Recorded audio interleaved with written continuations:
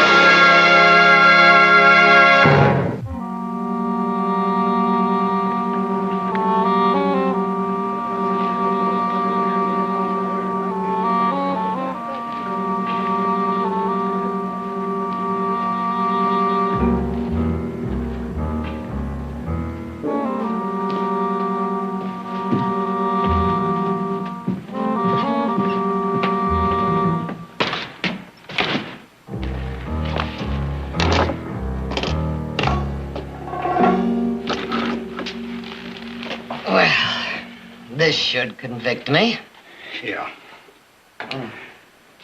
Are you sure you're all right, Victoria? I'm fine. Thought I'd aim too close. Hit you. Here. Use this. That printer's ink stains. Thank you. Do you think we convinced the people in the street? No worry there. They'll all be witnesses.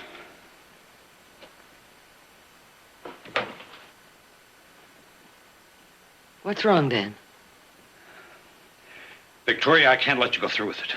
But everything's arranged. My family thinks I'm visiting relatives in Sacramento. That's where you should be. Not on your way to the state prison. If your family did know about this, they'd be down here like a shot. They'd never let you go. That's just why they're not going to know. Nobody's going to know, just the two of us. You realize what a place like that's going to be. Especially for a woman like you. Used to a big house, beautiful things. I know it's not going to be any picnic. I know it's a pest hole. The men's section is a pest hole. The women's compound is... Well, I've heard that Chinatown slave girls live better. You'll be sharing a space with prostitutes, murderers, even lunatics, Victoria. But, Dan, to get those things changed, the Prison Reform Board is going to need a first-hand report. But you... Dan, please don't try to stop me. I've been thinking about this ever since the day Maud Elliott got out of that prison. I know Maud means a lot to your family, Victoria. But you don't owe her your life. And it could come to that in the state prison. Believe me. A few years ago, Dan, Audra and I were on our way to Benicia. Suddenly, we both came down with diphtheria. They quarantined us right there in the stagecoach, and nobody would come near us, except a young girl by the name of Maud Elliott. She brought food and medicine, and she nursed us both until we were completely well. So you see, I do owe her my life.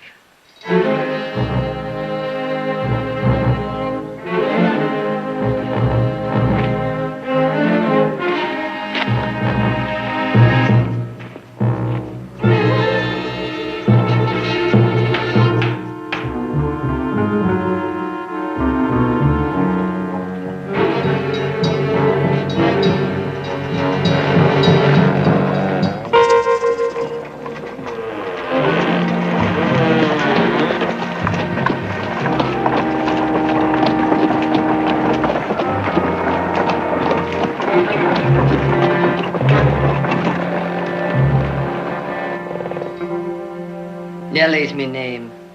Nellie Handley. Yes, Nellie Handley. I was just going over your papers here. Attempted robbery. Is that correct?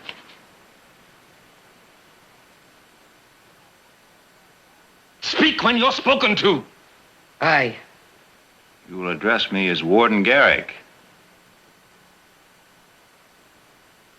Now, according to the report here, you've only been in America 2 weeks. Is that right? Me home is in Dublin. Warden. Dublin. And were you a thief there, too? Thief indeed. 'Twas in the service I was, in a fine house. Lord Burley himself, personal maid to his lady I was. Liar. Says here you were a pickpocket in the Dublin flea market. 2 convictions. Well, no, I've had me share of bad luck, I'll admit to that. Bad luck, eh, Nellie? I'd say more like bad blood. You know, Nellie, when I was practicing law, I used to see hundreds of people like you. Different faces, different crimes, but all born rotten. Let's just get one thing clear. You can't fool me. And I warn you, I deal severely with anybody that tries. So, if we have any Irish rebellion here, you'll wish you were dead.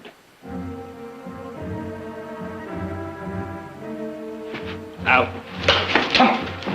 Come on. Keep moving now.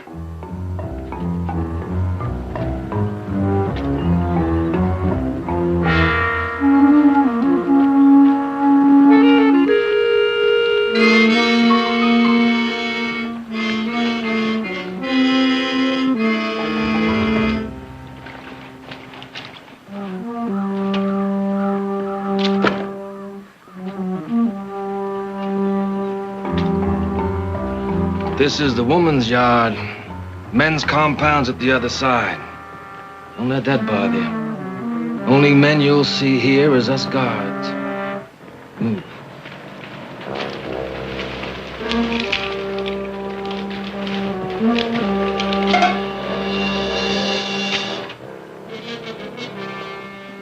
What's the matter, Handley? Don't our clientele appeal to you, huh? We got some famous people in here. Take Big Mary, for instance. Her and her 2 sons was road agents. Held up over 100 coaches before they got caught. Why be she chained? She's an incorrigible. She's been that way since the 2 boys was hung. That's a prisoner that can't be handled. Go on.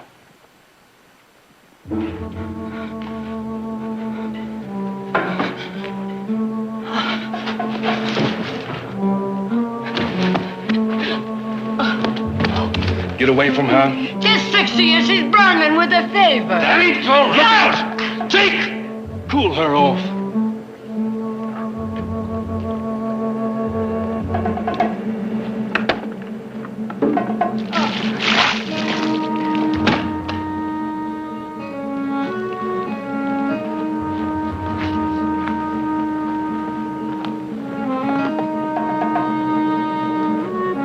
Get up.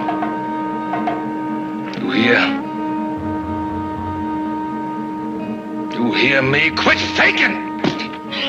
There's a doctor she needs, not kicking. You shut up! Put her in a cell.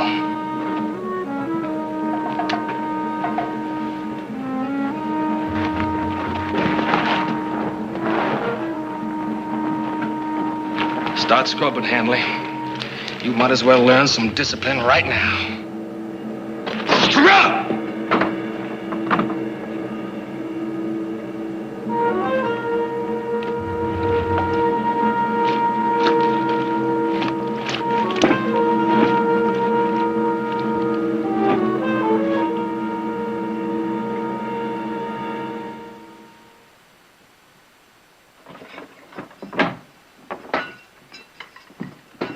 New roommate for you, Kay. Keep you from getting lonesome. Thanks.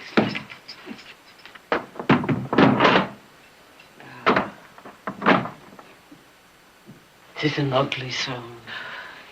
And if you don't listen... My name is Nellie Handley. Up the rebels, eh? Aye. Kate Wilson, Frisco.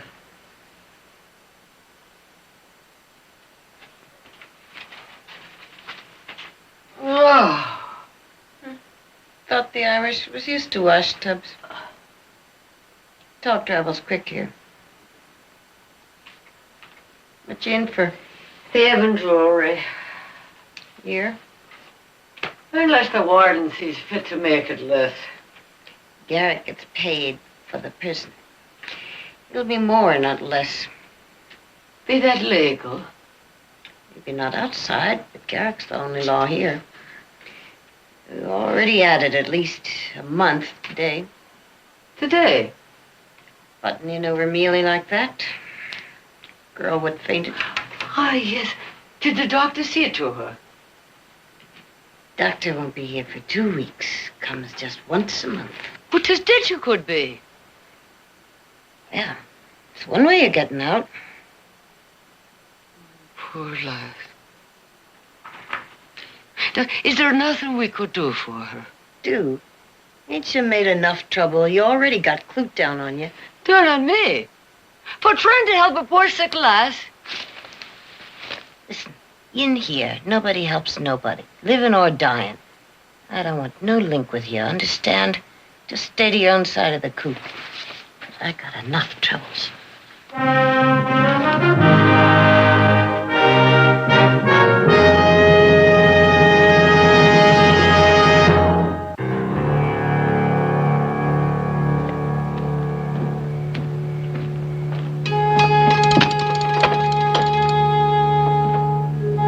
Ain't you hungry? Aching bones and moldy beans. Well, at least they got meat in them. It's the first time this week.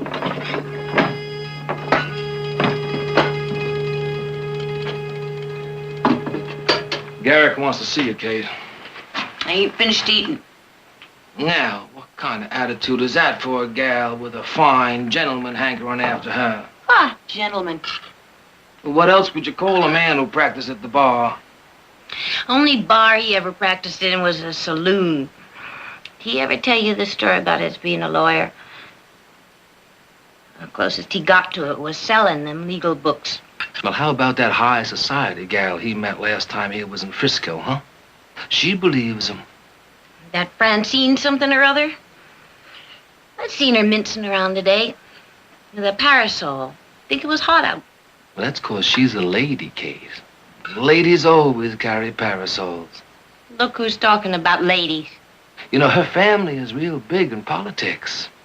Now, if Garrick was to marry her, more than likely they'd pull some strings and get him in the legislature like he's always saying he wants.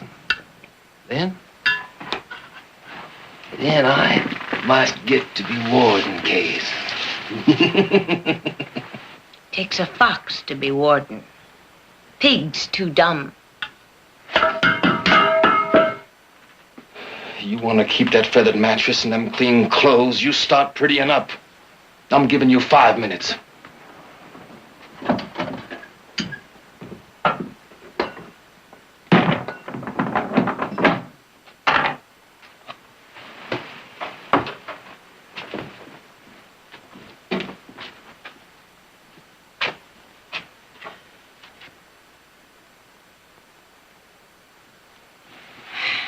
Kate, the warden.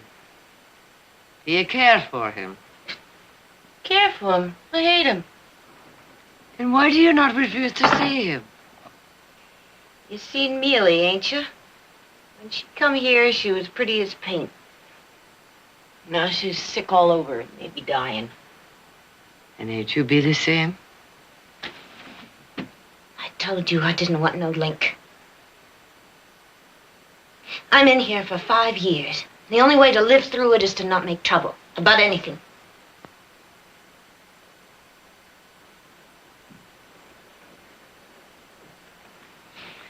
Sorry I am for you, Kate. Thanks. I'd as soon have powder and perfume as wash tubs.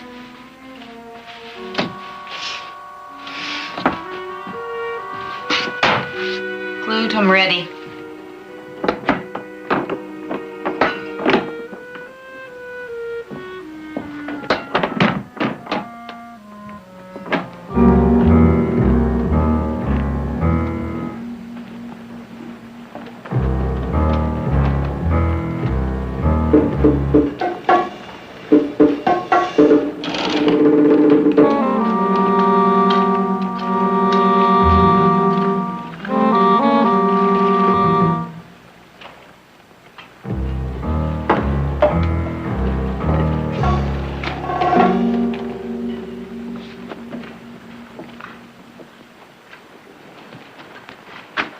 How'd you like your first night at state prison, Handley? You sleep good? That's right, you keep working. With Mealy gone, you got a lot to do. Gone? How do you mean? Ain't you heard? Mealy died last night. Did you not tell the warden she was ailing? We're running a prison, not a hospital. Does a human being mean nothing to you? Prisoners ain't human beings, Handley. They're scum. Like this here wash.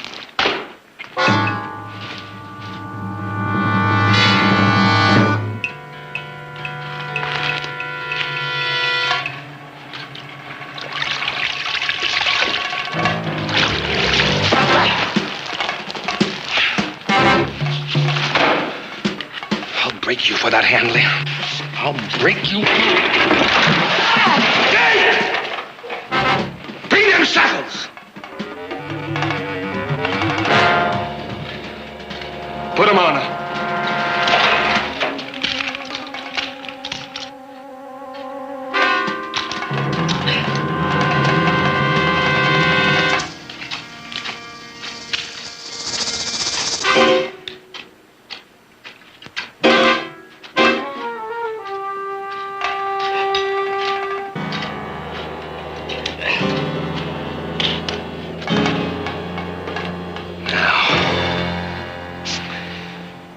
Fill up that tub and get back to work.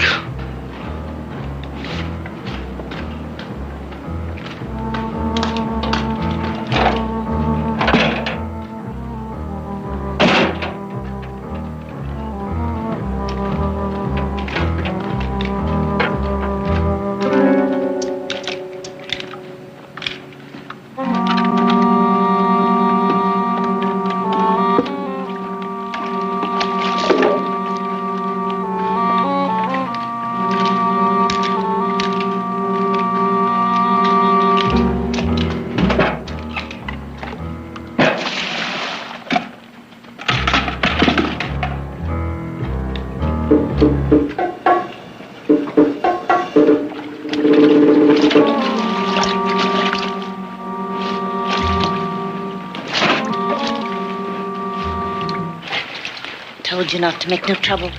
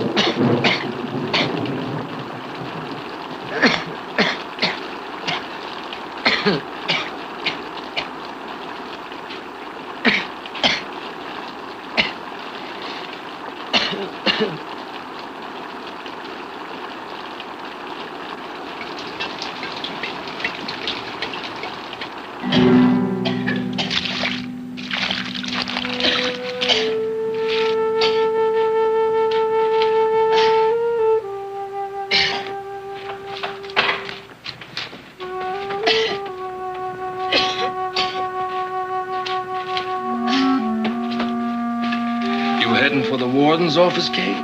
Wait a minute. I'll carry you. I'd rather walk. She's been coughing like that ever since last night. to me like she's got a fever.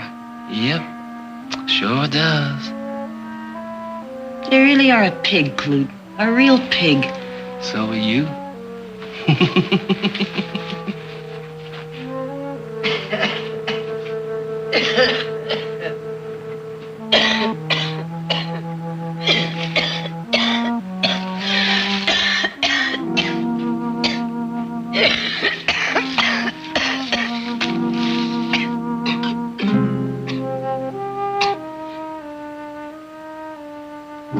Beans will warm you better than that watered-down coffee. Oh, no. No, my throat. Oh, my throat's as raw as a March wind. Oh.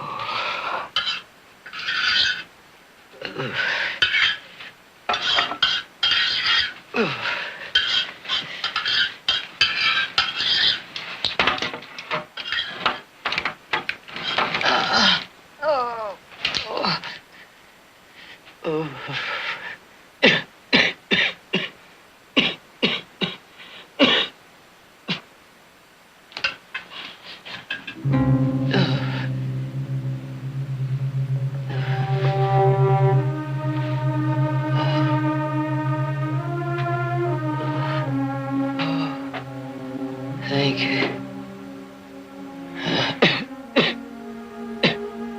Cough all night. Either one of us will get no sleep.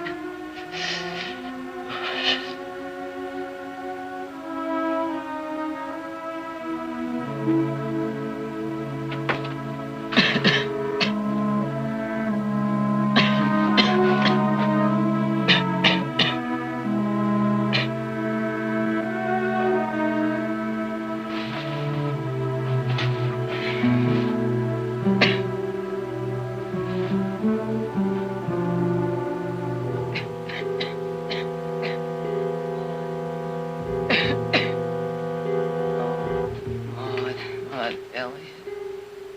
Oh. Oh, poor Maud.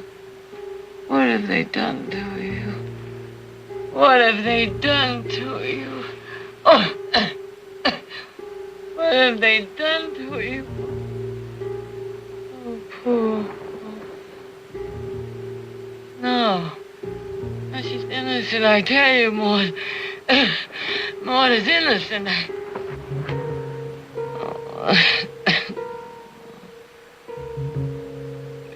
Come home, Maud. Come home with us. Oh, Jared again. Oh, Maud! Maud, it's so good to see you We again. missed you. Oh, Maud, you're going to stay with us until you're completely well and strong. You're not to think of going back to the millinery store until you are...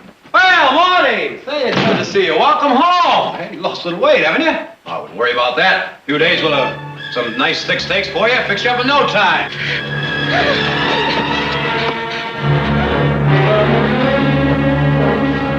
It's all right, Maud. It's all right. Now, there's nothing to be afraid of.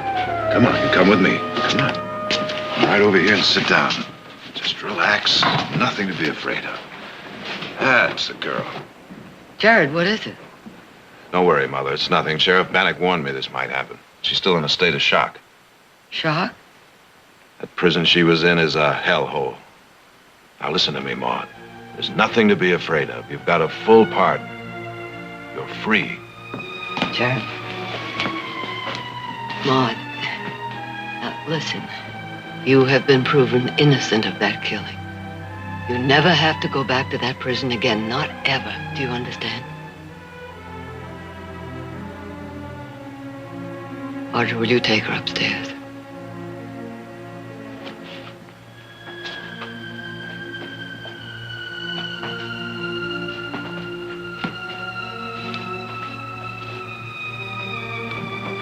Devil they'd do to her in that place.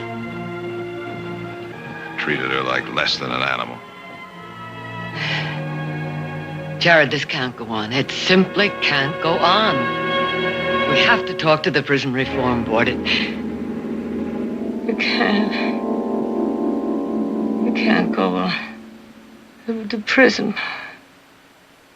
You have to talk reform. In prison. Oh, bored. Clute! Hey, Clute!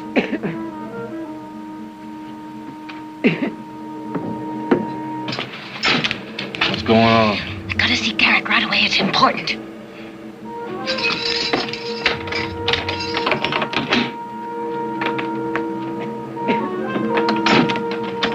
Bored. Reform. Tired. We got.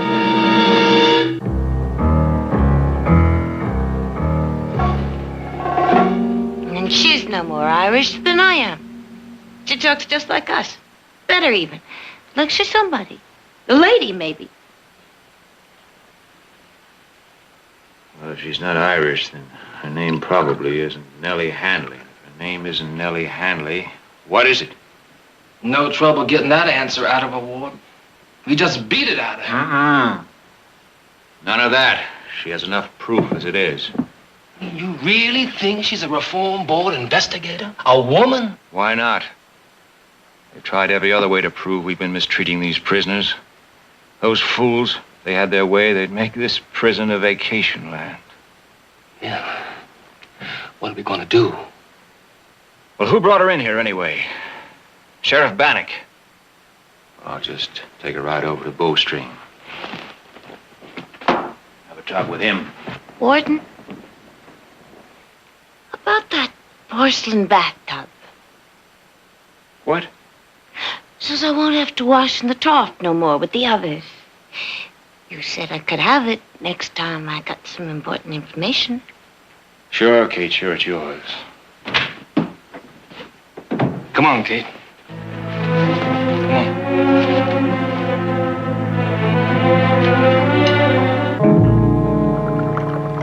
Get me out of bed just to talk about a sick prisoner? Well, I thought you might be interested, Sheriff. Her name is Nellie Handley. Nellie? Yeah, I guess the rigors of prison life didn't agree with her. She developed a fever, became delirious, and made some very interesting revelations. Get to the point, will you, Garrick? Well, in the first place, she isn't Irish. Second place, her name isn't Nellie Handley. Her immigration papers are all in order. I got a copy right here. Well, that won't be necessary, Sheriff. I just happened to bring my copy along. It says here that she's from Dublin, and she supposedly arrived in San Francisco a week before her arrest, supposedly, on a brig called the Gull. What do you mean, supposedly? Well, I stopped off the newspaper office before I came over here, Sheriff. Thought I'd look over the files. You've been waking up a lot of people tonight, haven't you, Garrick? You must be trying to cover something. I'd say it was the other way around, wouldn't you, Sheriff? In any case, the Gull's casualty lists were quite explicit. Here's a copy of it. Nellie Handley died of smallpox before the ship docked in San Francisco. Now, look, Garrick, I don't know what you're up to, but whoever that woman is, I saw her rob a pawn shop, and I've got eyewitnesses to prove it. I'm not questioning your arrest, Sheriff. I think you managed that very cleverly. What I am interested in is who is Nellie Handley and what is her connection with Maud Elliott?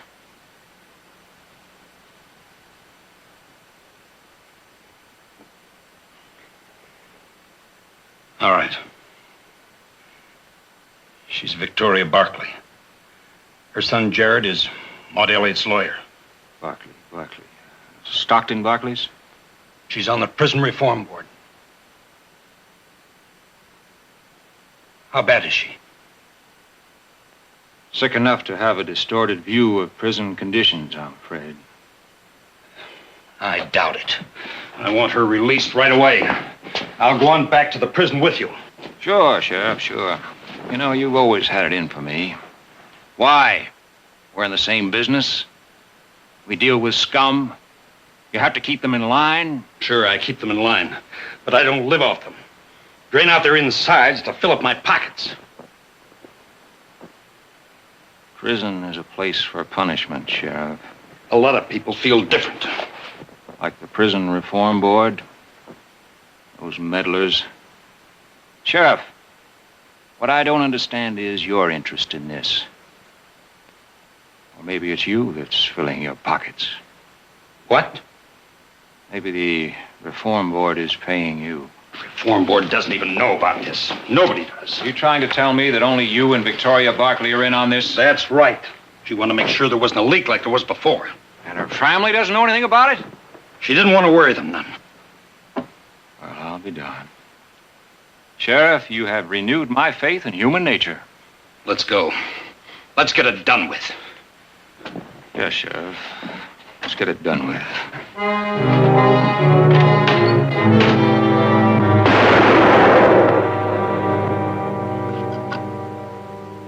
You sure Bannock is the only one that knew about Handley? I'm sure.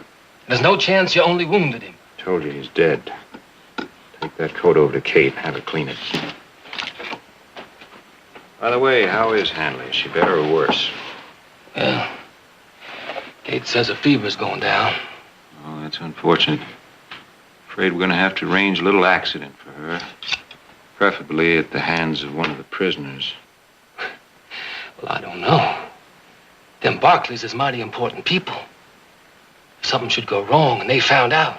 You know, Clute, with luck, in 6 months, I'll be in the state legislature. I think I could guarantee you the appointment as warden here.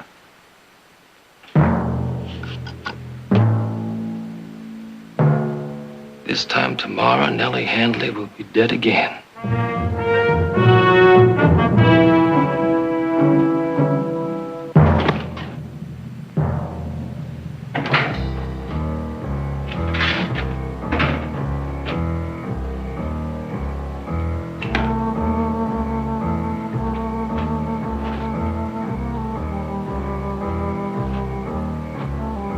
Go get some supper.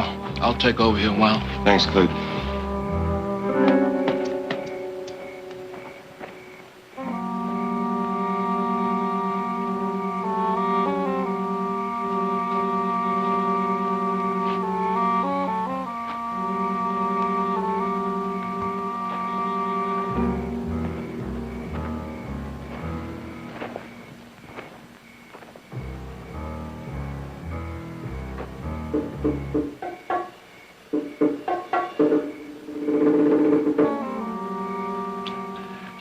Like a little wild turkey, Mary?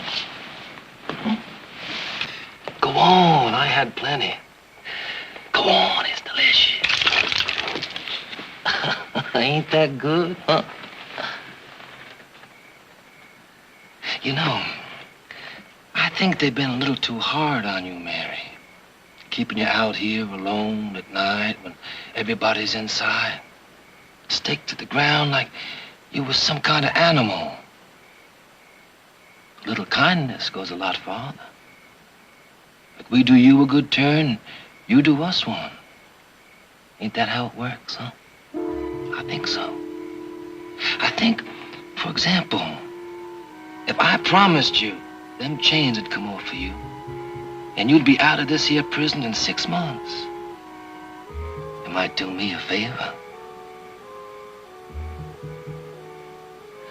I want you to do something for me, Mary. Nothing you ain't done before. I want you to kill somebody. One of your prison mates. You say no, you'll rot here another 10 years. Staked just like you are now. You'll never see the other side of that fence except in your coffin.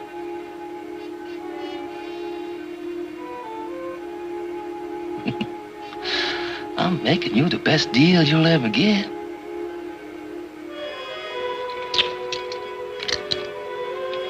You think about it.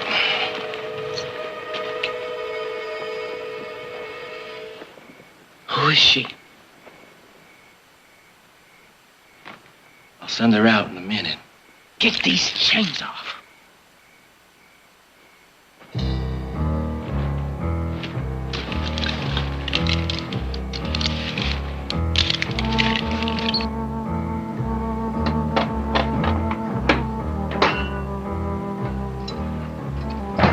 Get dressed. The warden wants to see you. What for? You just get dressed, Miss Nellie Handley.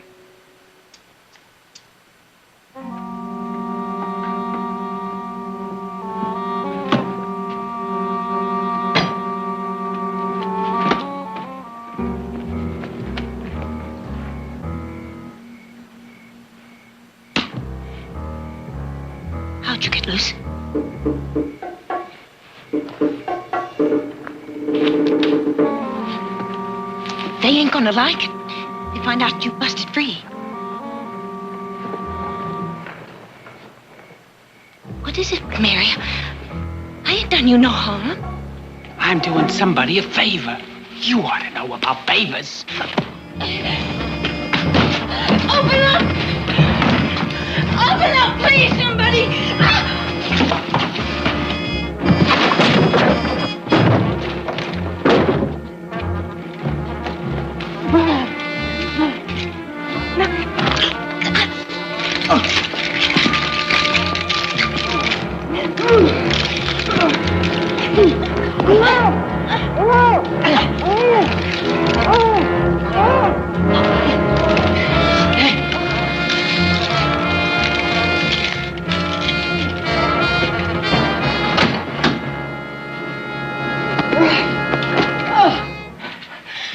Could have been the end of me. Aye. Of both of us. You didn't have to help me. Why did you do it? Well, now, I couldn't leave a body to be murdered. I'd have left you.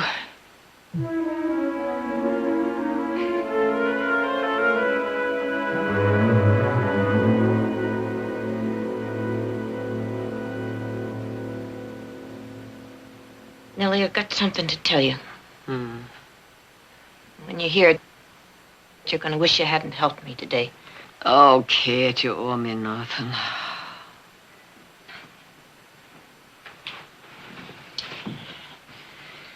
I've never been much on paying back before. Mostly, I took.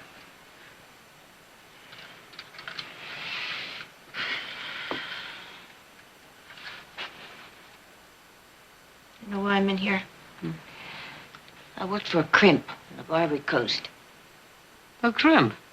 That's a saloon where they Shanghai sailors. And before that, I was a shill for a traveling gambler. And before that, I started everything early. Kate, what is it you're trying to tell me? Other night, during your fever, you did a lot of talking. And I found out you ain't Irish. You got something to do with the Prison Reform Board. I don't know what, but that's why you're in here, not because of no crime. Well, sharing the same cell, you couldn't help hearing. Don't you understand? Do you know why I have perfume and fancy pillows? Oh, Nellie. I ratted on you. Clute and the warden know all about you. So that's why Big Mary was loosed. Oh, I didn't think that was an accident. Of course it wasn't. No more than Sheriff Bannock's getting shot last night. Shot? Are you sure? Warden got the news this morning, just after he got back. You shouldn't have told them. The sheriff was trying to help you. All of you, we were all trying to help. Well, they ain't worth it, Nellie. Well, maybe not. But I need you to help me get out of here. Will you do it? You trust me, even after I... Yes. Yes, I do. Yeah, Nellie. I'll help you. Good. Now, my name is Victoria Barkley.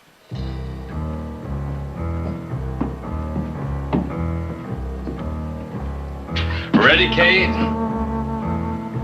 Hey.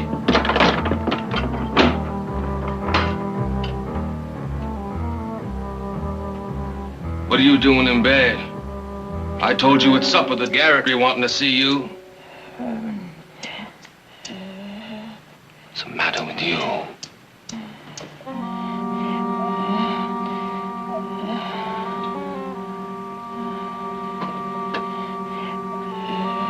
You sick?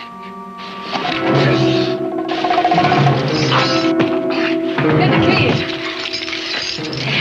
That clute never smelled like lilacs before. Hey, let's go.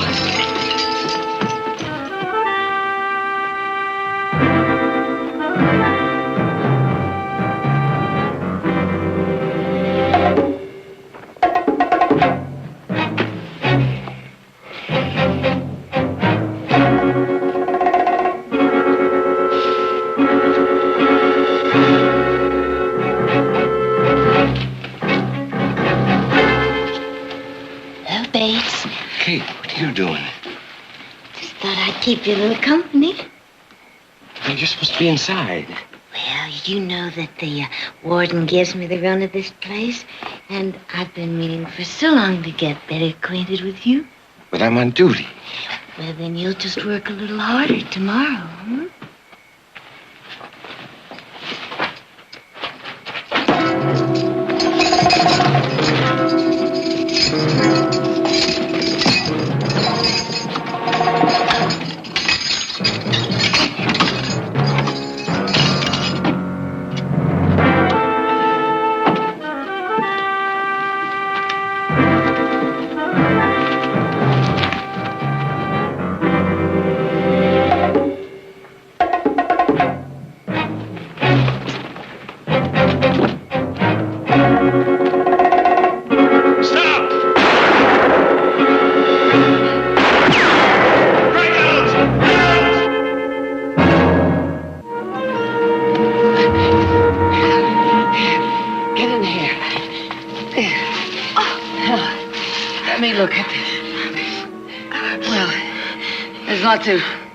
Not too bleeding, but I think it just nicked her. Oh, get down, get down.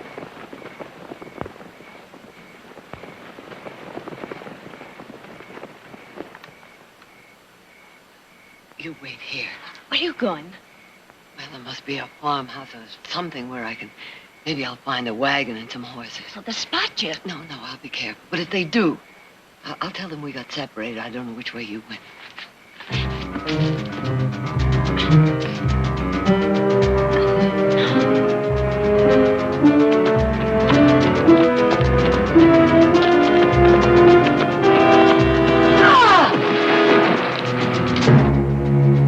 You didn't really think you'd get away, did you, Handley?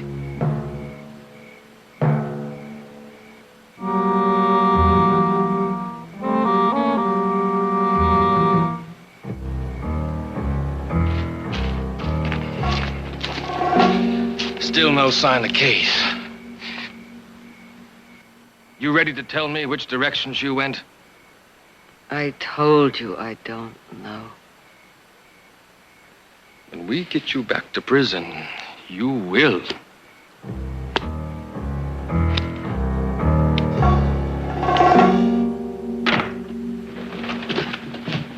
Jerry, I'm glad you're home. I was so lonesome I was beginning to talk to myself. Oh, that's the first sign, you know. Everyone deserted me. Did Mother go with Nick and Heath to the cattle auction? No, she went up to Sacramento to visit Aunt Ruth. Well, why didn't you go with her? Too much tea and cake.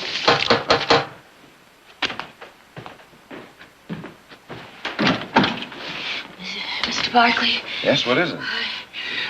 Your mother in the prison. Hurry. Audrey, get a doctor.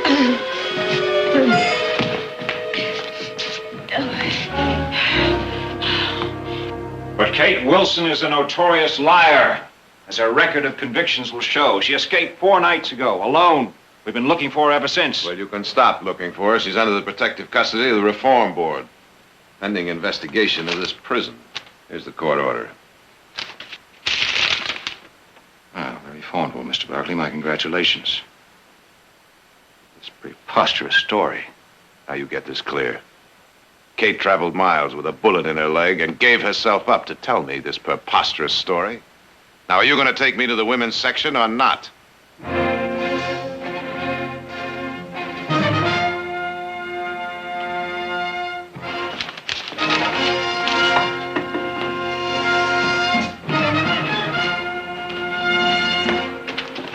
So, Mr. Barkley, you see your mother amongst these women?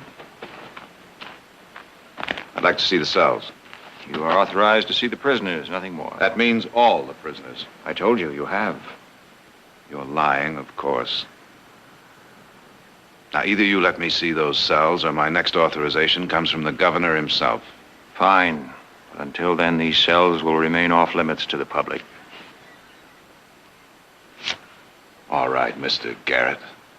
But I'll be back. You can count on that. You prisoners get back to work! Well, Clute, I'm afraid Nellie Handley will have to disappear tonight.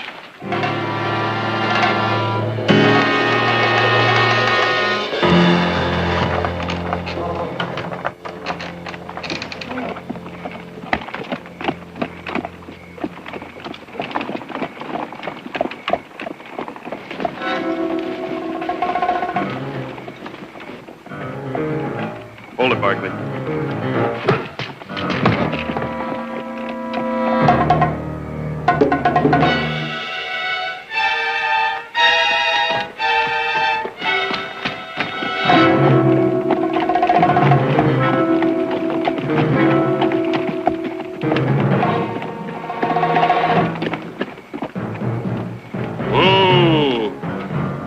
Wait until you get out to the middle of the lake before you dump her. I don't want her washing the shore. Yes, sir.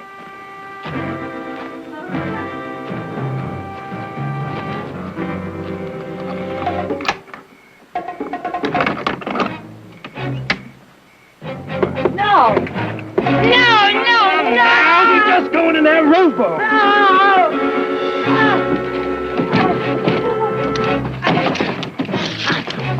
Sit still.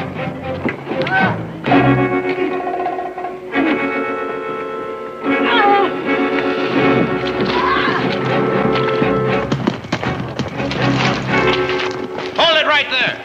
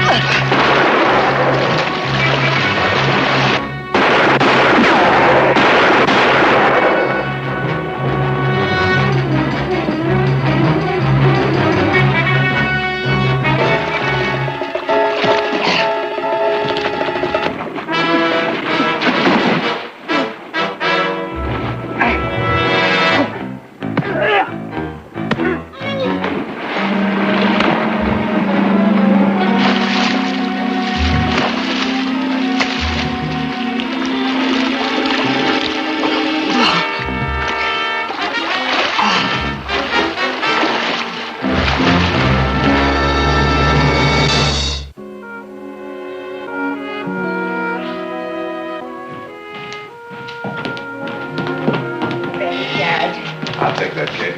Kate, oh, you so much. How can we ever thank you? It's me what owes just for being here. Sure wish I didn't have to leave. Oh, Kate, you'll be going back to the same prison, but it won't be the same way. The Prison Reform Board has appointed a new warden and replaced all the guards. Ain't like being free, though. Don't you worry, Kate. You'll be free. You just remember that parole system I told you about that's being set up right now. Yours is going to be one of the first hearings. You think all them important men are gonna listen to me? Well, the Reform Board listened to you, didn't they? Guess you're right. Guess I don't have too much to worry about. You know I've got away with men. Always have had. Oh, Kate.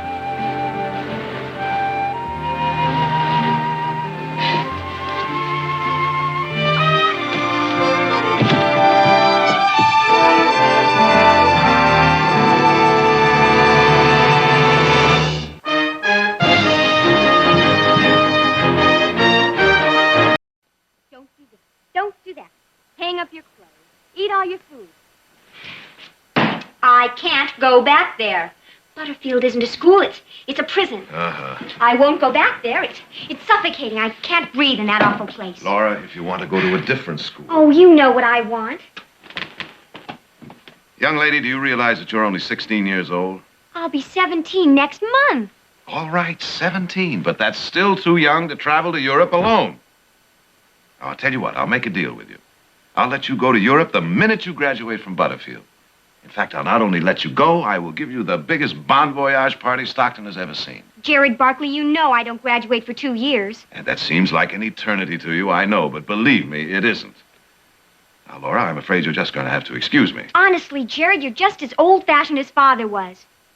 It's no wonder he chose you to be my guardian. I am supposed to be at the train station, young lady, to meet the 209 from Sacramento, and I'm late already, so I'm afraid we're going to have to continue this some other time. Well, there's nothing to continue, Jared. I've made up my mind. I'm going to Europe, and you can't stop me. And what is it you plan to use for money? You're not serious. Your mother's jewelry? My jewelry. You're not going to sell that. Oh, yes, I am. Mother left it to me. It's not part of Father's estate, so you have nothing to say about it. Now, wait a minute, Laura. Laura, you come back here.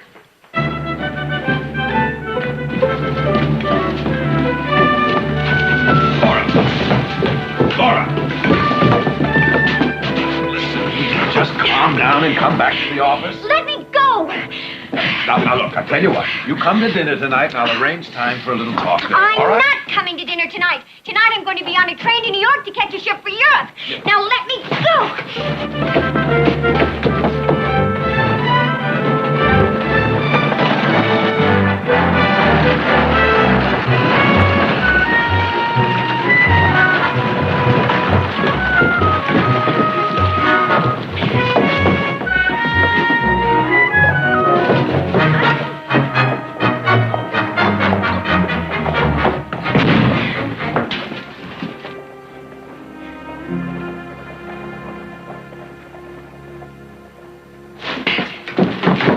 Sorry, Your Highness. I owe it to the Welcome, Your Highness. This is indeed a great honor for our humble establishment.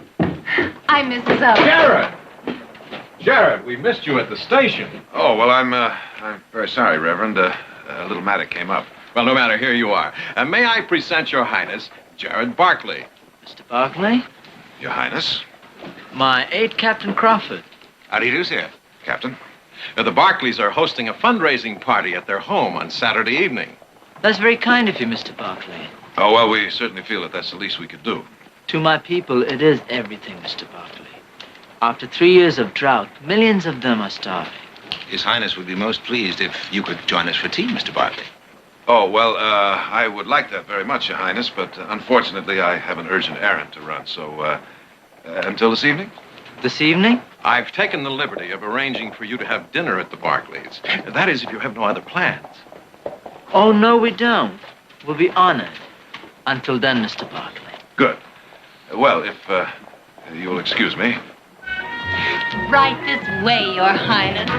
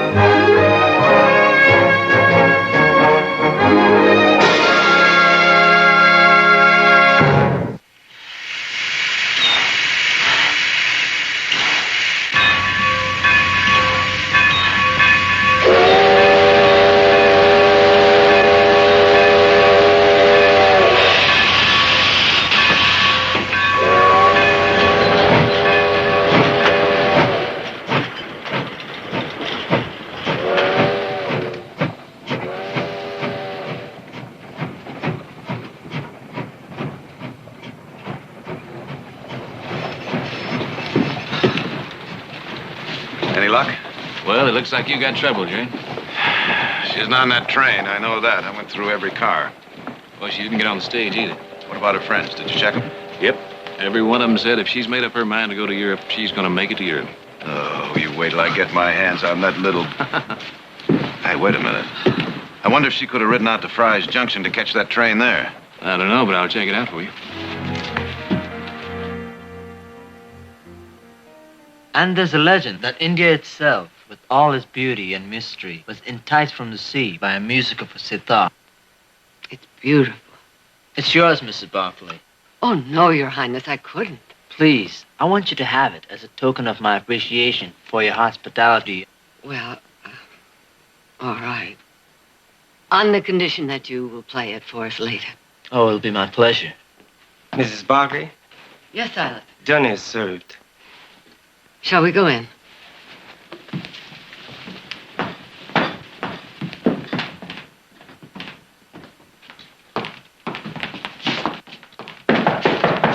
That's all right, Silas. I'll get it. Oh, good evening, Jared. Oh, I do hope I haven't kept everyone waiting. Well, Laura, how nice you could come, after all. Sounds as though you weren't expecting me. Oh, Jared did say you might not be able to make it. Now, what in the world gave him that idea? Your Highness, may I present Jared's ward, Laura Hayden. Oh, we've met. Oh, Miss Hayden? well, I'll have Silas set another place. May I, Miss Hayden? Thank you.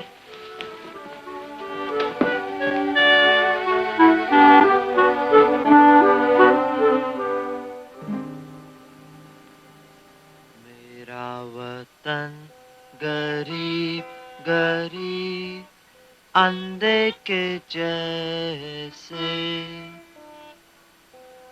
मेरा वतन अमीर अमीर जैसे पानी दरिया में मेरा वतन ऊंचा है जैसे हिमालया जैसे Himalaya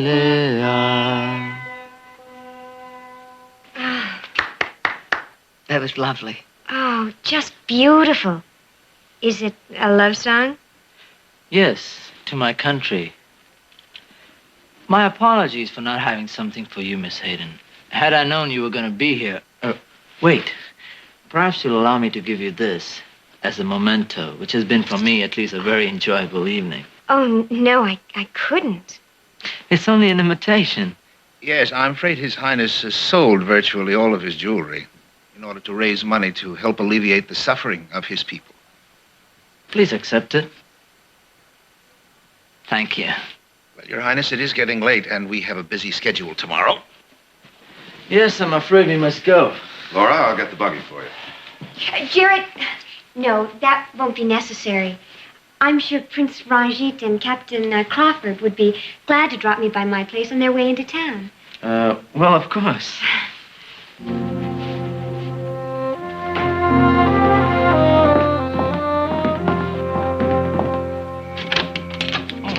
Good evening, Missy.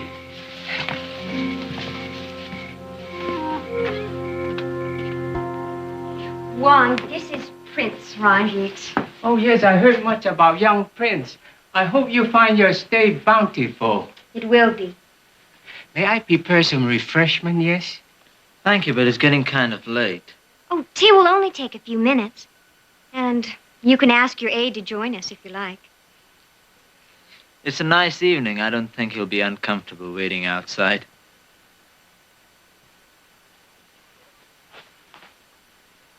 You have a beautiful home, Miss Hayden. You live here all alone? When I'm not in school. And if you call having a houseman and a cook, a couple of maids, a ranch foreman, and 20 ranch hands around all the time living alone. My mother and father were killed in a railroad accident 3 years ago. My sympathy, Miss Hayden. Oh, please, not Miss Hayden. Call me Laura. Only on one condition, that you call me Ranjit. Oh, all right.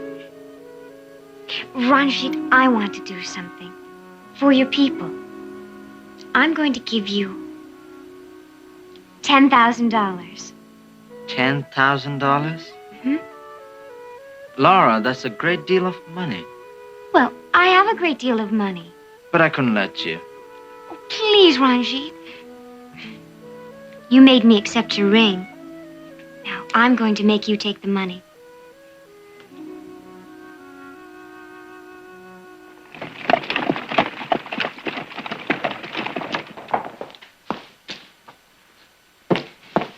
Good night, Mrs. Owens. Good night, Nina.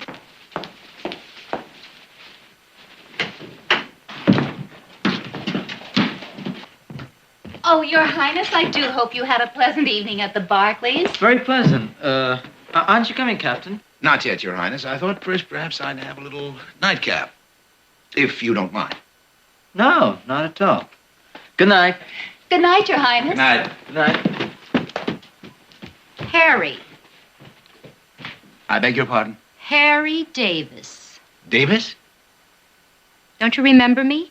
Nita Yates. I knew you in San Francisco. You're obviously confusing me with someone else. Oh, but I could have sworn you... Oh, well, maybe I am. Sorry. That's quite all right. Quite all right.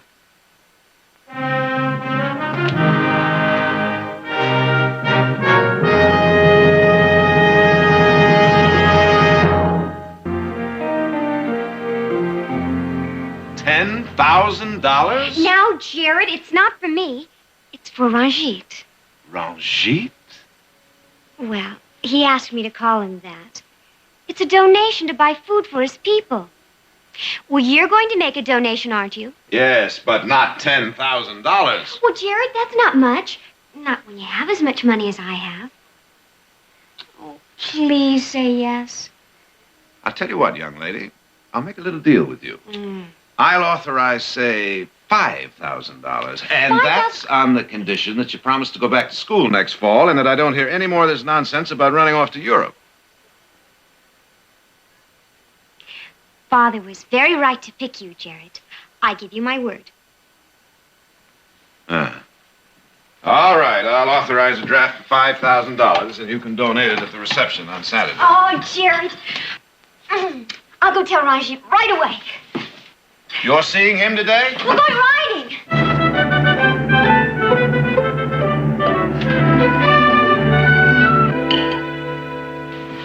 Oh, thanks, Nita. Well, that sure looks good. By the way, how have you been? Oh, fine. How have you been? Oh, I can't complain. I hear there's going to be quite a shindig up at your place Saturday night for this Prince Ranjit Singh. Yeah. Hey, by the way, you want to come? Oh, what are you talking about? I'd be a fish out of water rubbing elbows with those people you're going to have. Oh, you know better than that. Something bothering you, Nita? Oh, I don't know. Maybe it's nothing, but... But what? Look, you've been real good to me since I hit town. Your whole family has. I told you I'd never forget it, and I haven't. So? There's something you ought to know before that party. Last night I saw... Nita! Nita! I'm having the cook prepare a special supper for the prince. You go to the store and buy 10 cents worth of curry right away. The cook is waiting. Yes, Mrs. Owens. Do hurry. Heath, can you meet me at my place after I get off work tonight? Sure, if it's important. It is.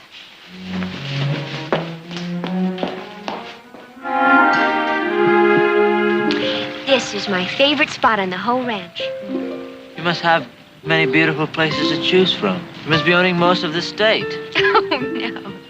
Only 5,000 acres. Ranjit, I have good news for you. Oh? I talked to Jared this morning about the money, and... Well, he agreed to $5,000. But he's going to give me a bank draft, and I can give it to you Saturday. Something wrong? No, except... Well, I don't know how I can show my appreciation. But when I return home to Amritsar, I shall tell everyone of your kindness. Amritsar. That's the city of the Golden Temple on the banks of the Indus. I read all about it in my geography book last night. It must be a beautiful place. Yes, it is. I wish I could show it to you someday. Perhaps someday you will.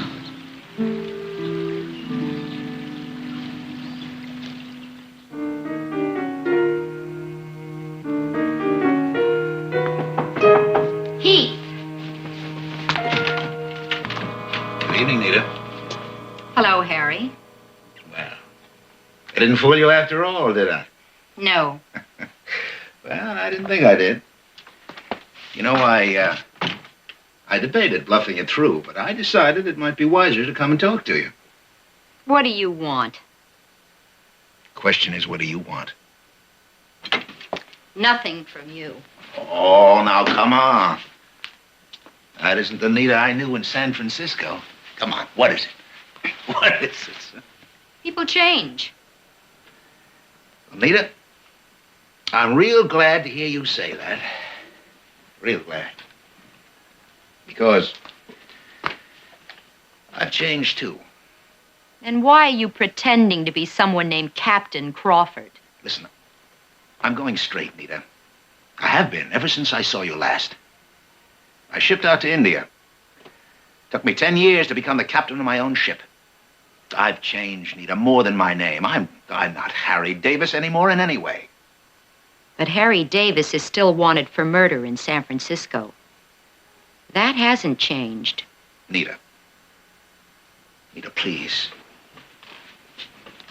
Please don't mess me up with the prince. My job as his aide is very important to me. I'll bet it is. He's here to raise money, and the more money he raises, the more you can steal from him. And if you steal from him, it's the same thing as stealing from people who gave me a hand when I needed help. People who didn't care who I was or what I'd been.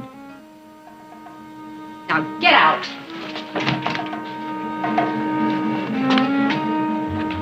You're going to tell your friends about me? Yes. 10 years of my life, Nita. Washed out. Just like that. I've heard your soft soap before, too, Harry. Now get out.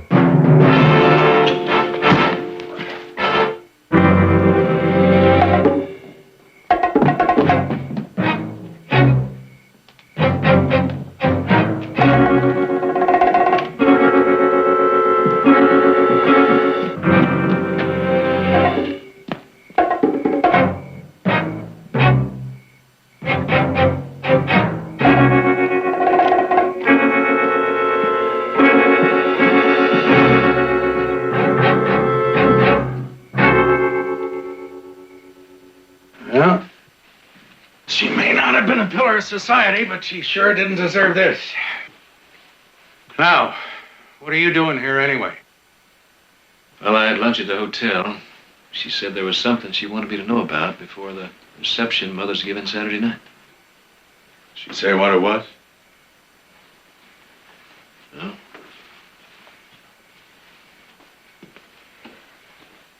How about the man you saw running away from here? Any idea who he is? Well? No.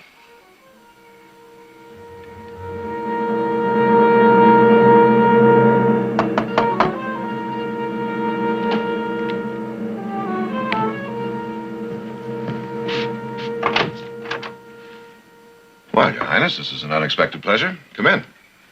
Thank you. Please sit down.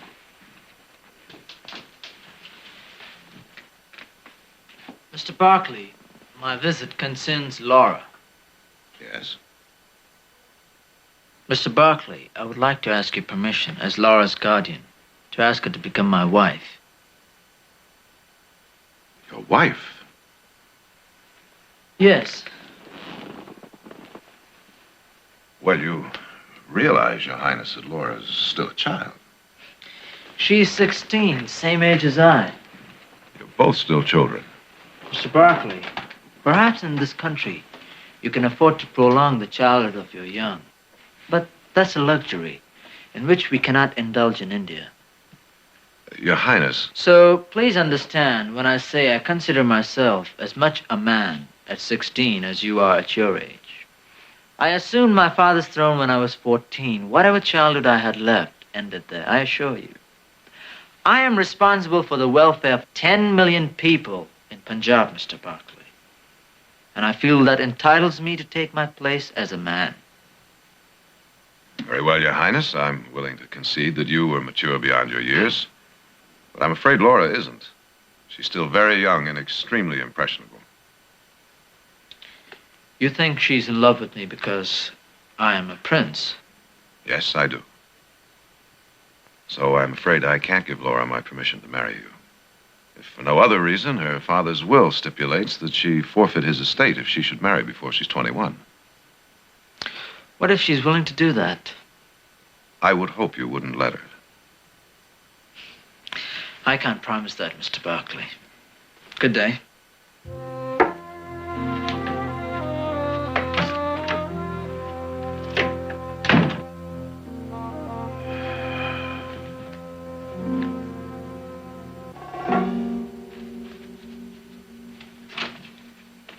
Oh, there you are. We're having lunch with Reverend Hamilton. He's invited some of his minister friends from around Stockton to meet you. I saw you going into Jared Barkley's office. What were you doing there? Oh, I wanted to talk to him. So? What about? I asked you, what about? Oh, about Laura Hayden. Laura Hayden? What about her? Oh, I asked Mr. Barkley for permission to marry her. You what? You must be out of your mind. She's in love with me. Are you in love with her? No. Just interested in her money, huh? Yes. That's the truth. You're lying. You are in love with her. No. Stop it. You're not fooling me. Sure, I've seen the way you've looked at her. You're gone on her. What if I am? What's the matter with you? You started believing that you're really Prince Ranjit Singh? No. Well, what were you thinking of? What did you think you would do after you married that girl? Take her back to that hole I pulled you out of in Amritsar? Oh, maybe you thought that you would settle down here in Stockton, huh? And go on making people believe that you were a prince. I don't know. You don't know. Well, now you know. So you just forget it. After the Barclays party, we take the money and we move on. Do you understand? Well? No. What? I can't do it. Listen, what in the world has gotten into you? These people are practically begging for us to take their money, and all of a sudden... It's not all of a sudden. I've been wanting to quit for a long time. Well, I didn't know that. Oh, boy. You should have told me. I was going to tell you after the last job. And then you came out with this Prince Ranjit idea. Well, I thought I could do it. You can. Yes, boy, you can. Oh, look. I know how you feel. I was ready to call it quits myself. Until I hit on this idea. Then I realized we could pull out winners. You know, this isn't like the nickel and dime stuff we've been working before, boy. This is big. This is big. We can pull 30 to 40,000 out of this town. And come to think of it, the hayseeds will think we're doing them a favor. Sure, we're letting them think they're doing something for a suffering humanity. It eases their conscience. They feel good, we feel good, everybody's happy, huh? Come on, boy. Just a few more days, And you'll have another idea. And we'll go on the way we have for 8 years. I want to quit now. You'll do as you're told. Is that clear? Yes. That's a good boy. That's a good boy.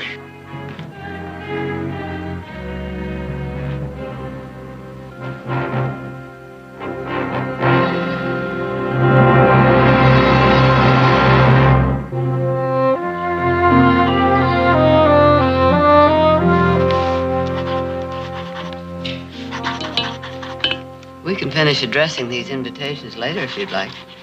No, we'd better finish them now. Are you sure Jared's going to be home for lunch?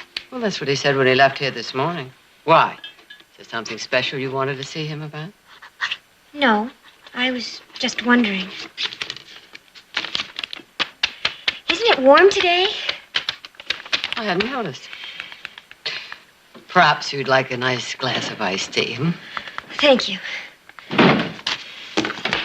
Laura? In here. Ah, there you are.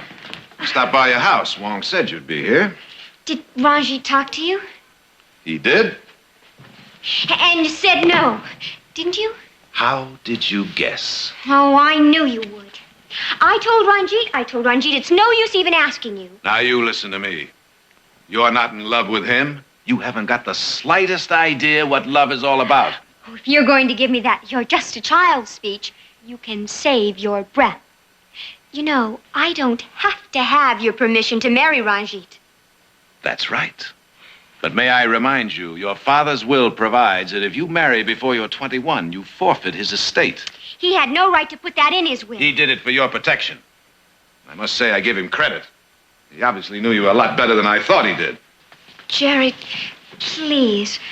I do love Ranjit. I really do. I know I'm young. Laura, I doubt very much whether youth makes much difference in your case. What do you mean? I mean, I wonder if you'll ever really know anything about love. I wonder if anyone as selfish as you are ever could, no matter how old she gets. Selfish? I had to beg you to let me give Ranjit $5,000, and you call me selfish. That's right. Laura, you want to give him that money to impress him. The fact that it might feed a lot of hungry people doesn't mean a thing to you. I hate you. Laura! Laura! Let her go, Jared. Let her go. She'll cry it out. But I can't tell what she might do. Well, there's nothing you can do to prevent it, unless, of course, you'd like to lock her in her room until she's 21. Well, I suppose you're right. I tell you, I don't know what's going to happen to that girl. Same thing that happens with all children. They grow up. Yes, but in the meantime... In the meantime, you do the best you can. Not necessarily. I could ask Judge Hartman to appoint somebody else. No, Jared, that you cannot do. I didn't ask for the job. But you didn't refuse it. Now, Jared, you're Laura's father, or the closest thing there is to one. And being a parent is one responsibility you can't walk away from.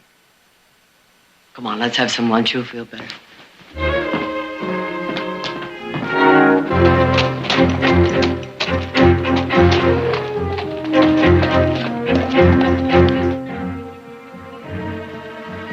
Laura, I can't let you give up your father's estate. But I want to give it up. Oh, Ranjit, we could go to San Francisco. I could sell my jewelry there. Jewelry? Mm-hmm. Well, it's worth a lot of money. Almost $20,000. I could go home and... No. But why? Laura, it's such a big step for you. I want you to be sure. I am sure. Think about it. I can leave Stockton before Barclay's party. We can decide after Saturday night. All right. Okay. You gotta go now. Miss Hayden, well, how nice to see you again. Thank you. Laura was just leaving. Oh, must you go? Yes. It was nice seeing you again, Captain Crawford. Thank you. Bye-bye.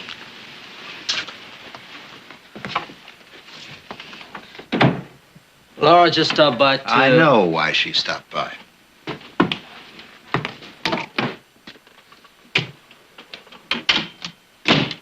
So, Miss Hayden has $20,000 worth of jewelry at home, huh?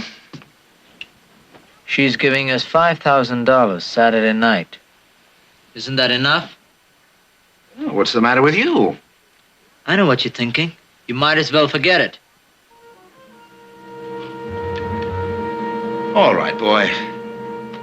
It's forgotten.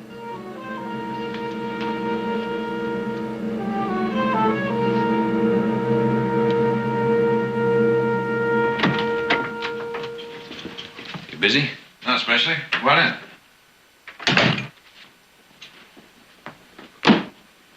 You got a minute? I'd like to talk to you. Sure. What about? Well, about last night. You know, I told the sheriff I didn't have any idea who the man I saw running away from Nita's place was. Well, that was the truth, wasn't it? Well, it was and it wasn't. When I saw that man running away, well, for a minute I thought it was the Prince's aide. Crawford?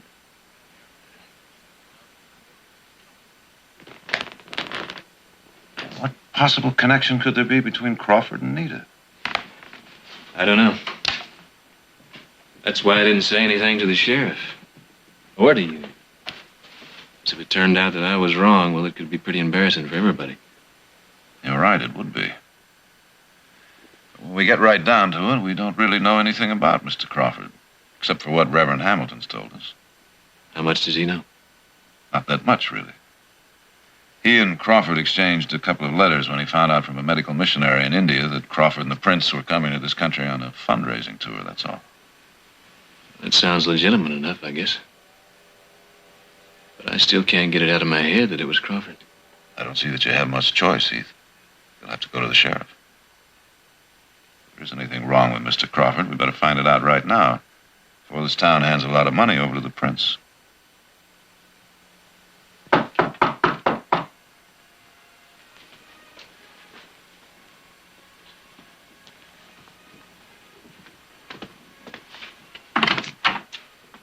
Captain Crawford, I'm Sheriff Madden.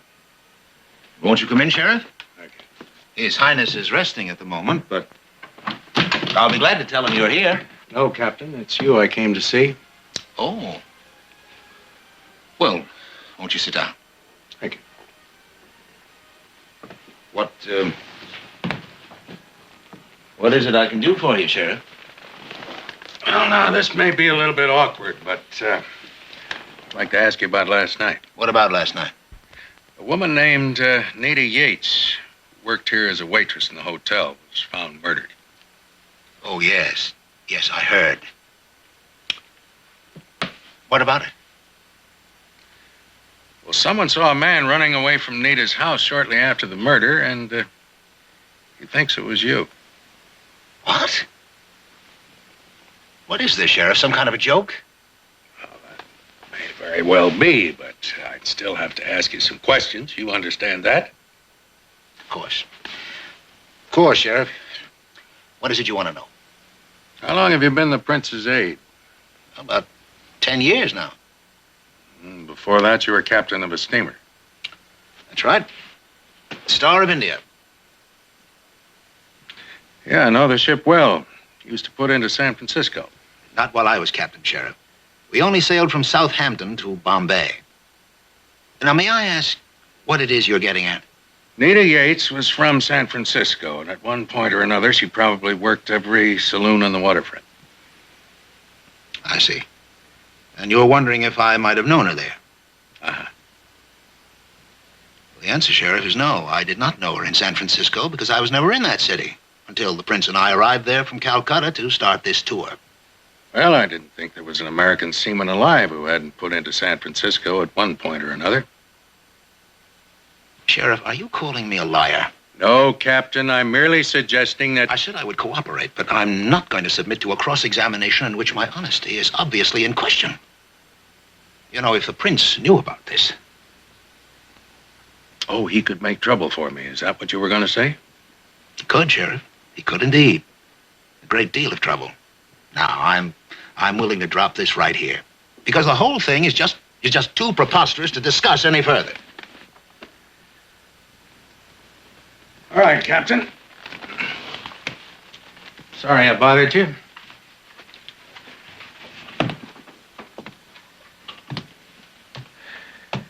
Just one thing I'm curious about. What's that? Why haven't you asked about the man who thinks he saw you last night? Why should I? Oh, no reason. Unless you just don't care, or you already know.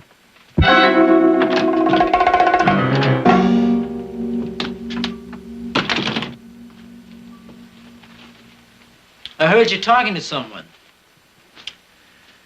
Well, it looks as if you're going to get your wish after all. My wish? You're going to have to leave the lambs in this town unshorn. What? That was the sheriff I was talking to. What did he want? I suppose you've heard that a woman was murdered in town here last night. What about her? I knew her. In San Francisco 10 years ago. She saw me in the lobby night before last. She recognized me. And you killed her? Well, she didn't leave me any choice. Heath Barkley saw me running from the house. That's what the sheriff wanted to talk to me about. You killed a woman just... Don't you turn your back on me. Not after all I've done for you. Have you forgotten who you were and what you were when I picked you up? Why, you'd never eaten anything but slop. You'd never even slept in a bed. Where do you think you'd be now if I hadn't taken you in? Dead. That's right. And don't you forget it. Now, that jewelry that Laura Hayden was talking about. We're going to need it for traveling money. No. Shut up. I can't do it. Shut up and listen to me. I want Laura Hayden's jewelry. And you're going to help me get it. Because if you don't, and I'm arrested for Nita Yates' murder, I'm going to make sure you're sitting in that cell right next to me. Waiting for the rope right along with me. Do I make myself clear?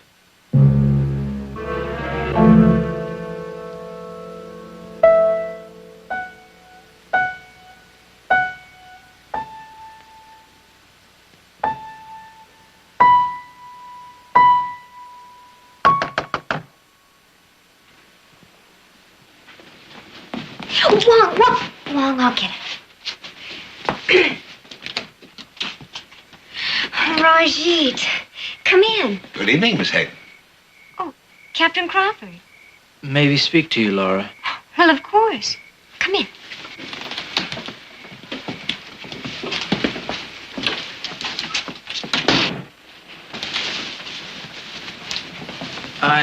I told Captain Crawford why you came to the hotel this afternoon. Oh. Yes, Miss Hayden. It's a great sacrifice you'll be making. Giving up all this. But obviously, that's what you want. So I'm willing to help you and the prince. Well, help us how? I know a ship in San Francisco that's sailing for Calcutta tomorrow. Tomorrow? If you leave now, you and the prince can be on it before Mr. Barkley can make a move to stop you. But what about the party at the Barkley Saturday night? Laura, if we're going to get married, we have to leave now. And give up the money you need to buy food for... Miss Hayden, the prince has just received an urgent message from Armiser, which demands that he leave for home immediately. No, I don't believe you. Laura, You wouldn't Laura, leave I'll without... explain it all later. Well, explain it now. Miss Hayden, there just isn't time. Now, where is the jewelry you told Ranjit about? The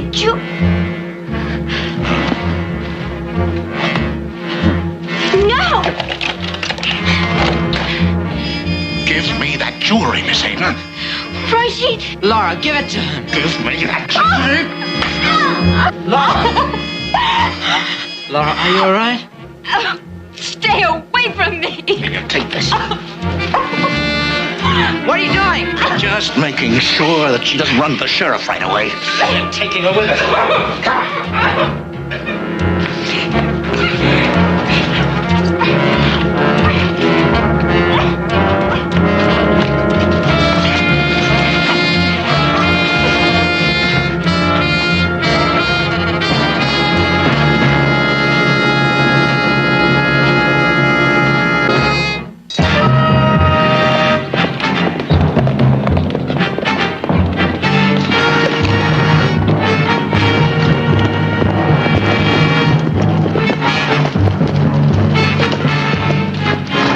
There's a lot of country up there. Fred, I think our best chance to pick up their trail from here is to split up. Yeah, I think you're right. We'll meet at gunsight.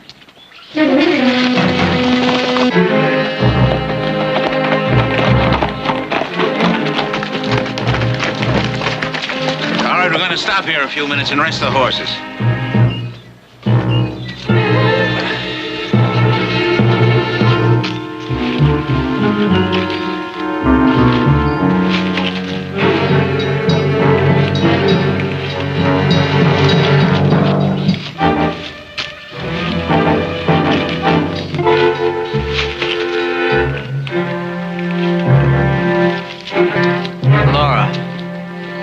Laura, I'm sorry. You're sorry. You lie and you cheat and steal, and you say you're sorry.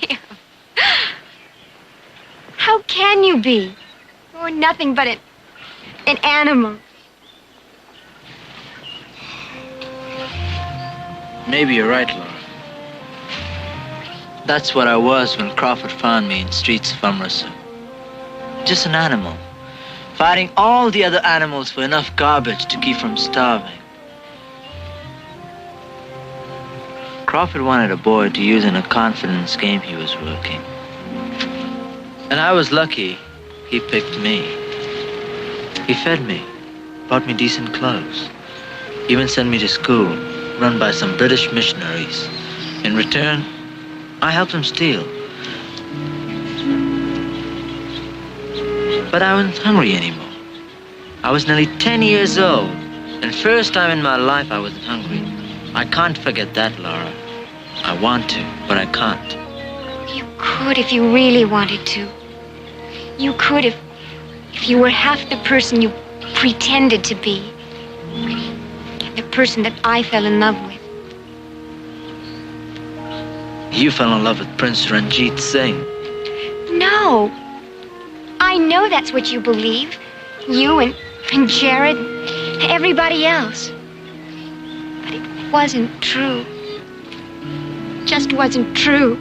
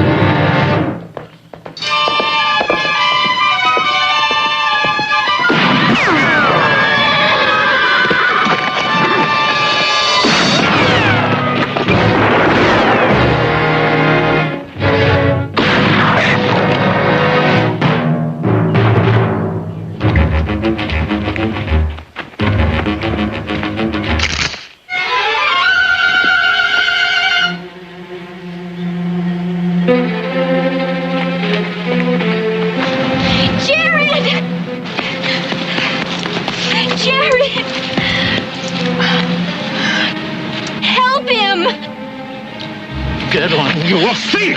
Stop it! What are you going to do to him?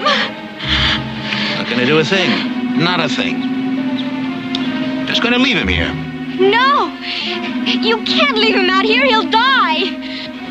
I'm going to stay with him. All right, you do that. And you'll watch him die right now. Got very little time to lose.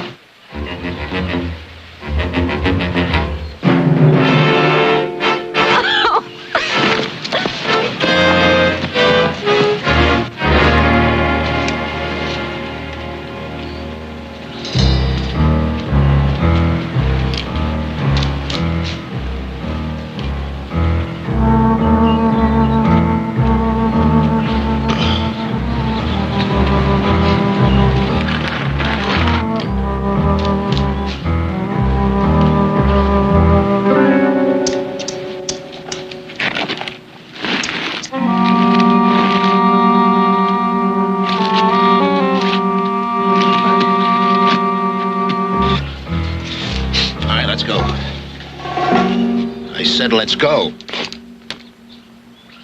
You heard me. I can't leave a man out there to die. You take the jewelry and go on.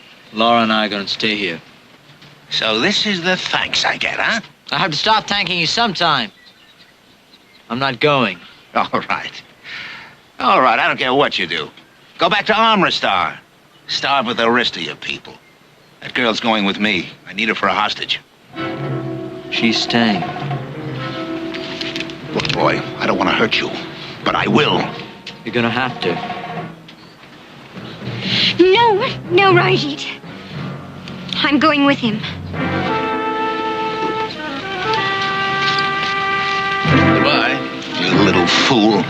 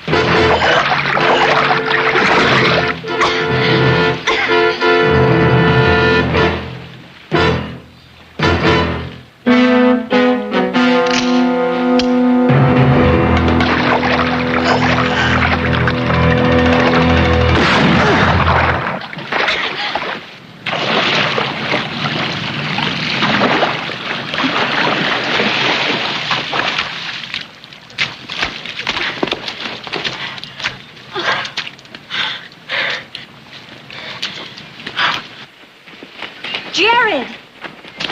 I'm all right. Who are you? Nobody. Nobody, Mr. Barkley. What's your name?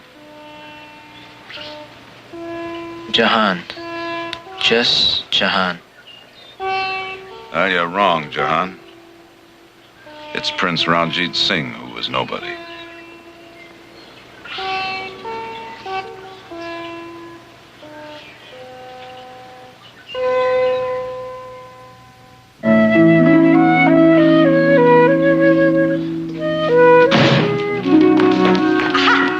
Jared, I want to have a talk with you. Hello, Laura. What is the meaning of this? What? This! Fraudulent prince pleads guilty? Oh. I thought you were going to defend Jahan. Well, I am. By having him plead guilty? Now, Laura, Jahan and I discussed it, and he agreed it was the best thing to do. Well, I'm not going to let him. I'm going to get him a lawyer who will really defend him. Well, just remember, young lady, lawyers cost money. But I'm forgetting, aren't I, that you always have your mother's jewelry. That's right. And I can use it. Oh, Jared, how can you do this? How can you send Jahan to prison without a fight after he saved your life? Or does it say somewhere in there that he's going to prison? But he will if he pleads guilty. Maybe. And maybe he'll be released on probation if someone will assume responsibility for him. And somebody has. Jahan, why aren't you in jail?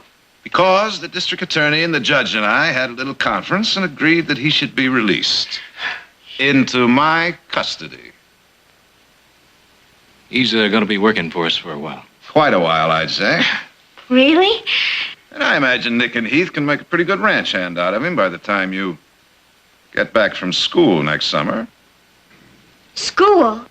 School. Well, Jared, I've been meaning to have another little talk with you about that. Uh-huh. Jahan?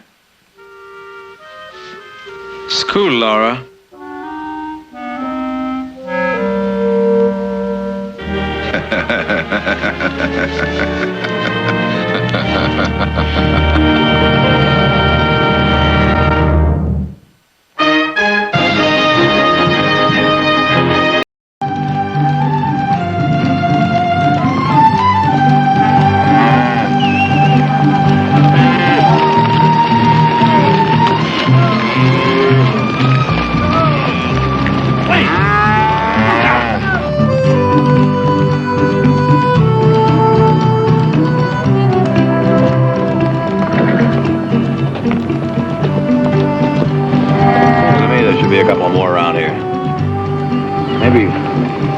Maybe upstream some way. I better have a look.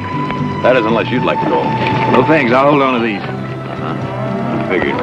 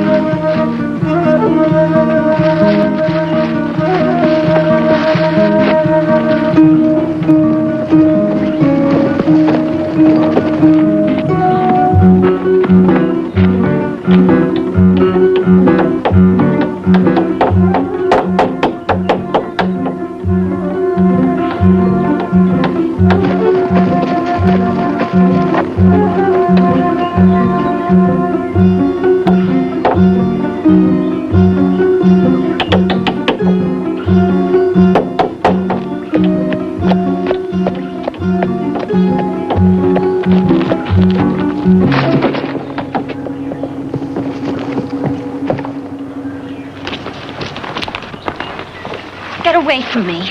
Oh, sorry. I figured I could help. Help! What are you doing? Why are you following me? Following you? I wasn't following you. It's just that, well, you're way out here away from town. I thought you were lost. No, that wasn't it either. It's just that I never saw anyone quite so beautiful. Wait a minute. You better let me... Look, I'm only going right down to that house, so just let me be. Well, I can at least... You heard her, mister? You turn around right off the way you come. Get off my land. Ah, you must be Mr. Grant. I'm Nick Barkley. I don't care who you are, and I told you to go. Look, mister, I was just trying to help your daughter. You don't need no help. You heard me, mister. Now, I don't want to have to use this. Well, you better not try using that, because I got a right to be here. In case you've forgotten, Mr. Grant, this is Barkley property. When I paid my rent money, that made it my land for the time. I don't have to suffer nobody, Barkley's included. You go on now. Leave us our privacy. But I told you to go. Yeah, I'd say you made that pretty plain.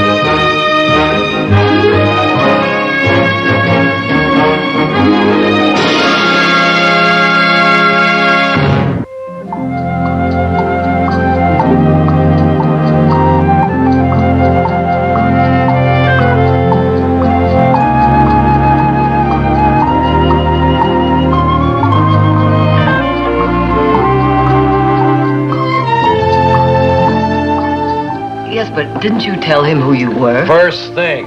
But I may as well have told him I come to poison his well. Thank you, Silas. Oh, Silas! Don't you like your coffee hot, Mr. Nick? Drink some water, drink some water. It's your trouble, Nick. You just jump right in before you know the temperature. Well, he could have told me. Well, I was talking about that girl. You know, if I was her father, I might have got a little heated up, too. All right, Heath. Jared, you rented the place to him. What sort of a man is he? Just a farmer. He didn't really say very much. I didn't know he had a wife or a daughter old enough to interest Nick. Anyway, I just didn't ask him too many questions after he paid a half a year's rent in advance. Well, that's strange, isn't it? For that kind of money, he could have bought a place instead of renting it. Well, maybe he figured he couldn't get credit to finance the rest or just had cash on hand. Anyway, Nick, you realize that legally you invaded the man's privacy. Well, still, the shooting was uncalled for. Well, I have to go out there and check on a couple of things, so I'll speak to him about it. Oh, well, I'll go with you. No, it's not necessary, Nick. I can handle it all alone. Oh, well, excuse me. But you know, it's strange that Jerry didn't find out more about those people before he rented to them. Well, he never mentioned them at all. And that's even stranger.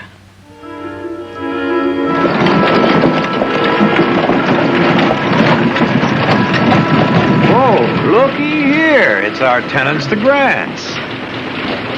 They're right back. Nick, wait. No, they can't be paying rent on the town street. I guess I can talk to her here. You know, Jared's waiting. We're 40 minutes late already. He'll wait. Morning, miss. I just thought maybe I'd check, see how your ankle's doing. It's just fine, thank you. Good. Now, Mrs. Grant, my mother's looking forward to meeting you. Maybe she could drop by and pay you a visit. No, please.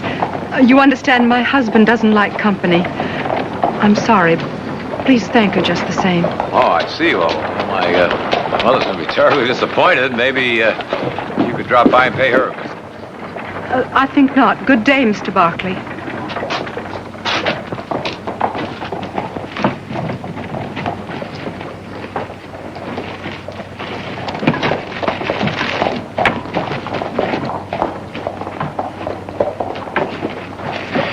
Well, how'd you like that? You asked for it. I sure did. Hey, Nick, that wheel for your carriage is ready. I'll pick it up tomorrow morning, Denby. Them your new tenants out the Northwoods farm? That's right. Maybe I'll just drum up a little business. What's the name? Grant. Now, wait a minute. Hold on. This ought to be good. Howdy there, Mr. Grant. Ladies, name's Denby, Arthur W. Denby. Blacksmith, wheelwright, carter. Keep your cutlery sharp, make you the best plowshare in the valley. Ain't that right, Mr. Clay? That's right. I got no need of those services. No telling when you might, though, is there? I'm a farrier, too. Take good care of your horse's hooves. Do all your shoeing. Do my own shoeing. Looks it, too. Better try me.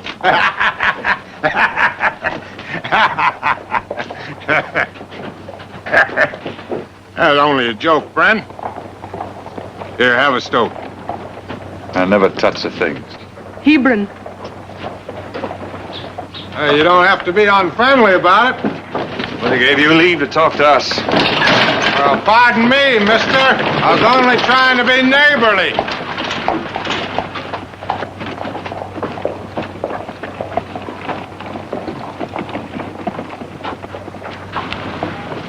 Well, what do you make of that? Just what I expected.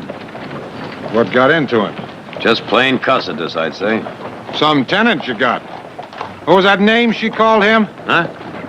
Oh, Herman. Yeah, Herman. I think it was Hebron. Yeah, Hebron. Hebron, that's what I thought. Over in Utah. Common name with them Mormons. Mormons? Say, you don't think Grant... Why not? You Barkleys know anything about him, where they come from? And he don't smoke, never touches the thing? That's their way. And how about tea and coffee? How much does he buy? Come to think of it, none. Not a pound since they've been here. Of course not. They're Mormons, and that explains a lot. Yeah, it might at that. And they're here. In our valley. And why not? I'll tell you why not. Because they're no good, none of them. They call themselves saints, but they're more like devils. Oh, now, come on. You can't dislike a man just because of his religion. It ain't got nothing to do with religion. How come they've been driven out of every place they've ever been, way out in the wilderness to set up their own state? Now, what are they doing here? Grant's not bothering you. Yes, he is, just by being here. I'm telling you, no telling what's going to happen. Those people are murdering heathens. Oh, well, now that's stupid. Is it? Yes. Did you ever hear of the Mountain Meadows Massacre? Of course, everybody's heard of that. They say the Indians did the actual killing. They say. But Mormons egged them on, Mormons bossed them, and Mormons probably helped them, too. A whole wagon train full of peaceful, helpless settlers murdered in cold blood. And I had an uncle and 2 cousins on that train. So you can see, I got no use for Mormons. It makes me sick to see them in this valley. And you, Barclays, rented them a farm.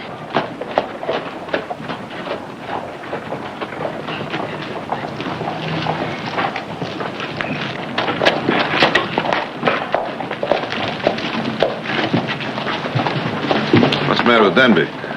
He doesn't like Mormons or people that rent to him. And he seems to think that the Grants are Mormons. Well, he's right. They are. You knew they were? No, I guessed it. And you forgot to mention it. Well, I didn't think it was very important. After all, a man's religion's his own business, isn't it? Well, now, Jared, that has nothing to do with it. It can just cause an awful lot of trouble around here is all. Well, Grant doesn't strike me as the type who's going to stir up trouble. Well, now, he was pretty handy with a gun.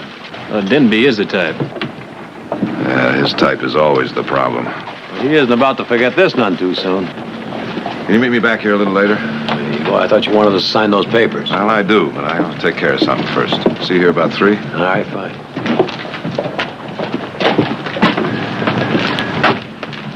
Come on, I'll let you buy me a beer.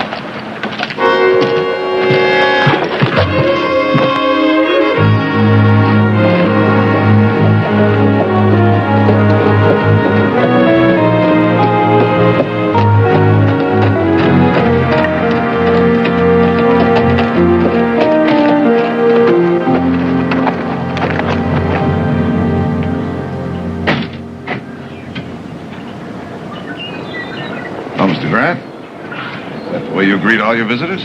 We don't have no visitors. No one, none. Well, now, I'm not exactly a visitor, am I? I stopped by as your landlord, see if there's anything you need. How's that pump? It's all fixed. There's no need to look.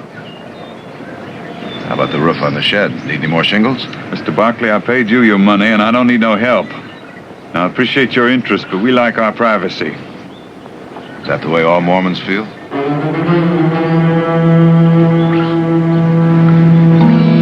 How'd you know that? Wasn't really very hard to guess, Mr. Grant. I think maybe I've guessed a couple of other things, too.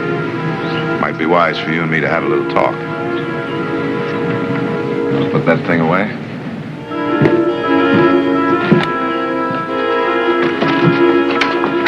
Come in. You're welcome, Mr. Barkley. Mrs. Grant. And this is your daughter? Emelina. Miss Emelina. I could quick make up some lemonade. This ain't no social call. You had something on your mind. As a matter of fact, I do. I think it'd be a good idea if we got to know a little bit more about each other. For instance? For instance, why you came here. Why not? It's good farming country, ain't it? There aren't any other Mormons here, Mr. Grant.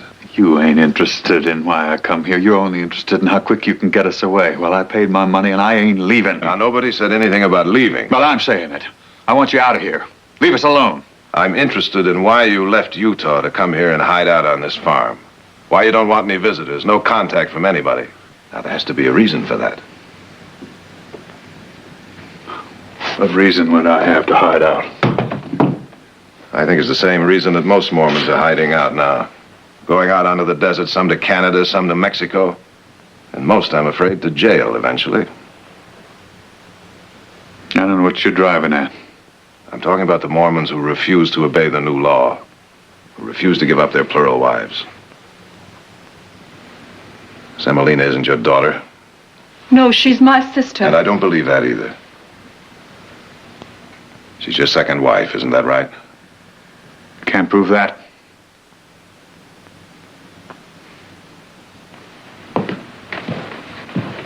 this your Bible? You leave that be. They usually contain records. Hebron Jethers Grant, married June 12th, 1872, to Eliza May Goodhue. Married May 30th, 1878, to Mary Emelina Hewitt.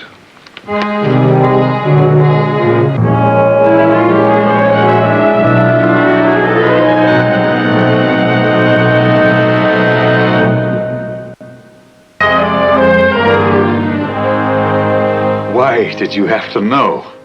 There's nothing to you. I'm afraid it is. If only as your landlord. People already know you're Mormons. Unfortunately, that could bring trouble enough. When they find out about this. You don't want any trouble? No more than you. Well, you could just forget it. You could forget you ever I can't do that, Mr. Grant. Now, the laws against bigamy in California are explicit. If I let you go on living here and breaking the law, I'll become an accessory to the crime. I'm simply trying to tell you that you can't live in this house under the circumstances. You can't run me out. I won't leave. I paid. I'll give you your money back. I don't care. I don't want it. I won't leave. There's no solution for you here. Can't you see that? You can go on breaking the law, but sooner or later it's going to catch up with you. If you don't do something about it, believe me, there are plenty of people who will. Now, what am I to do? I can't answer that. I can only tell you the consequences of doing nothing. It's your problem, your decision. You'll have to make it soon. I can't give you much more time. 4 times I had to run. As a boy, my folks burned out in Missouri, and again in Illinois, my pa dead. I turned out of Zion itself by my own people. Sent to wander homeless in the wilderness, bereft of God. And then again in Arizona, and now here. You know what that's like? I can imagine. But you cannot live in California with 2 wives. Oh, what am I supposed to do? Give up one of them? Now, you tell me, Mr. Lawyer, which one? Now, which one of these faithful women am I supposed to give up and turn out penniless and helpless into the world? Did it ever occur to you and your lawmakers that I might love my wives, both of them equally, and they might love me? Ever occur to you that these women might be happy in this house? That these marriages are made in heaven and sanctified in the temple of the Lord? This is a house of love and peace and blessed harmony, a house of God. I'm tired, lawyer. I'm tired of being spat on, reviled, and called every obscene name because of what I believe, because of the way I worship my God. I'm tired of having my marriage defiled and my wife's name sullied and treated like the filth of the earth. I've had enough of it, and I won't take any more of it, and I won't run away from it. I believe what I've done is right. I'm good and righteous in the name of the Lord, and I will be judged by him and by no other. Not by you, not by anybody in this valley, not by anybody else. Get out, Mormons! We don't want you here! Get out of our valley! Kill him! They got no right to do that! Give me that rifle. Don't be a fool, man. Give it to me. You let me take care of this.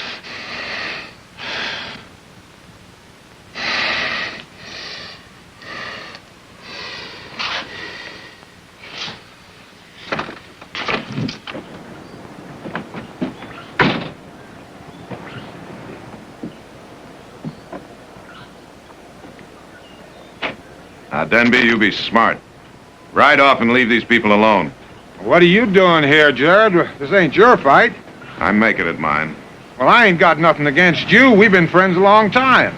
You're not being very friendly at the moment. Well, it ain't you. I mean, I don't blame you for renting to him. He probably fooled you, too. But we're not going to have any Mormons around here. Who's we? All of us and a lot more, too. Now, I don't want no trouble with you, Jared, but we're not going to run from it, neither. We mean to turn them out. So maybe you better do it first. And if I don't? Then we will. And folks might blame you for bringing them here, and you might not like what they do. It might not just be a busted window. Now you listen carefully. Ride out and don't come back. If you do, there'll be a warrant for your arrest. You're gonna regret this, Jared.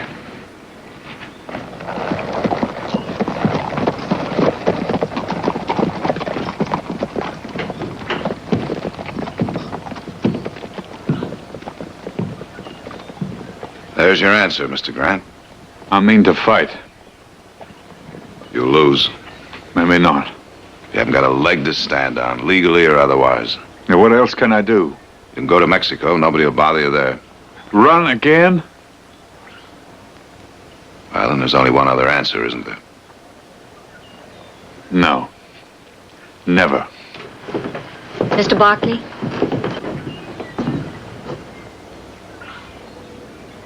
Mrs. Grant?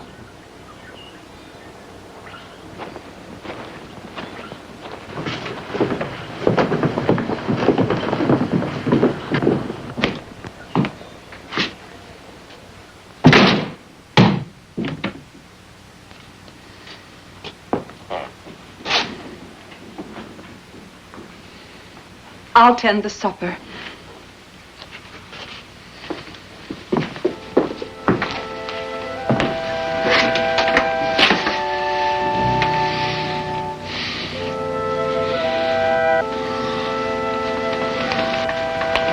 Hebron, what Mr. Barkley says, mightn't it be right? About what? There's probably no other answer for us but to do like the others. Go to Mexico. You want that? You want me to go to a foreign nation where I don't even speak their tongue? How am I going to earn a living for us? Find a farm like this one? No, we ain't come to that yet. God willing, we never will. I ain't done fighting here yet, Em. But is fighting the answer? Won't they just hate us the harder? Well, is running away to a foreign nation the answer? This is my country, Emelina, just as much as it is the Barclays. I was born here, and I mean to die here. I'm an American. I'm not a Mexican. But we can't stay here. Now, Em, you stop your fretting. You trust Hebron like you always done. I took care of you till now, didn't I? Yes, Hebron. And I always will. I ain't gonna desert you. Neither one of you. So don't you worry. Lord's gonna take care of us. And provide like you always done.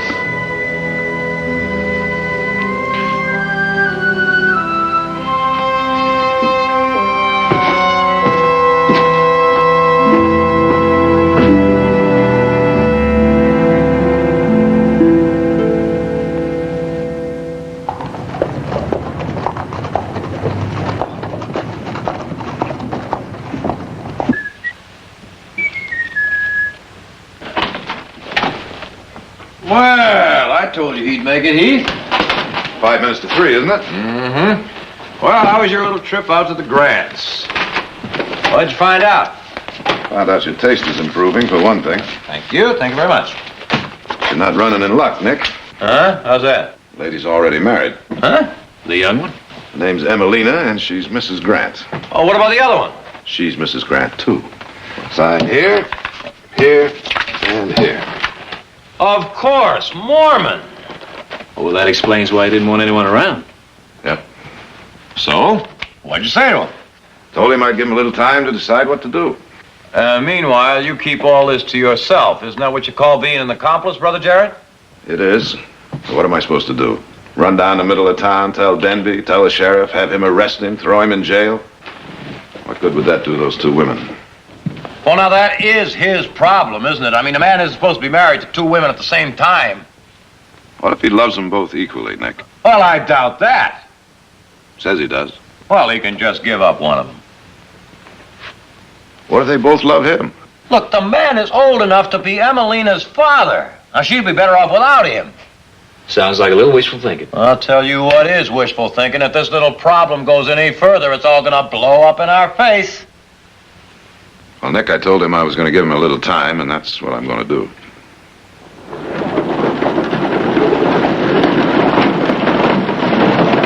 Whoa! Evening, storekeeper. We need some supplies, some flour, lard, and some cartridges. Came too late. Already closed. But we drove all the way in here. Can't help it. Well, they picked a decent time of day. I don't know why a body'd wait till so late. Unless they was afraid they were going to be seen by somebody. Now, look. You'd open up again for some other man, wouldn't you? I might, and I might not. Well, my money's good as anybody else's. Please, Mr. Clay. I'd like to oblige for your sake, Mrs. Grant, but Now, you deal with me, or I'll take my trade somewhere else next time. I'd just as soon you did. Where do you go? Not everybody will deal with you. You know what you are? Hebron! A swine, a filthy swine. Now you get in that Get store. your stinking hands off of me! You Mormon. Oh, Hebron. Oh. Look what you've done to my husband. You? You too? Both of you? Well, I'll be...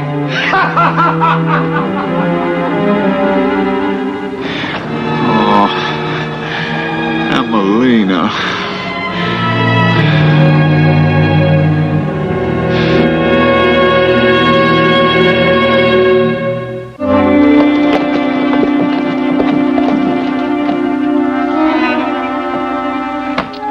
'Living in sin right in our midst. Not to mention him flouting the law. If he's got 2 wives now, he'll be looking for more. No decent folks in the valley will be safe.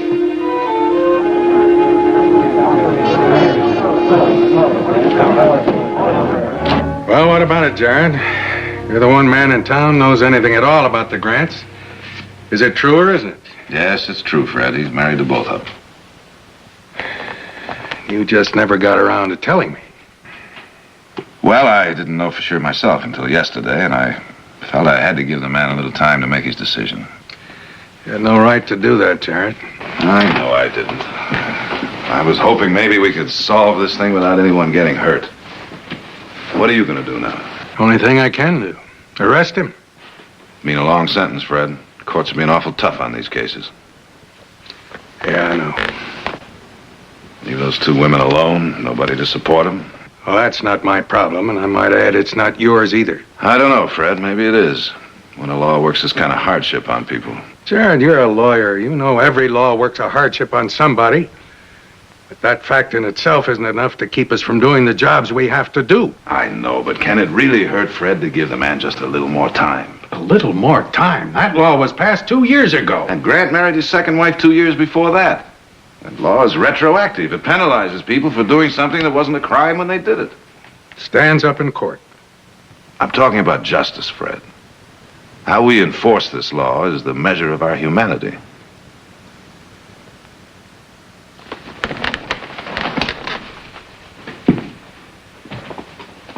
You, been over at Saloon and heard Denby?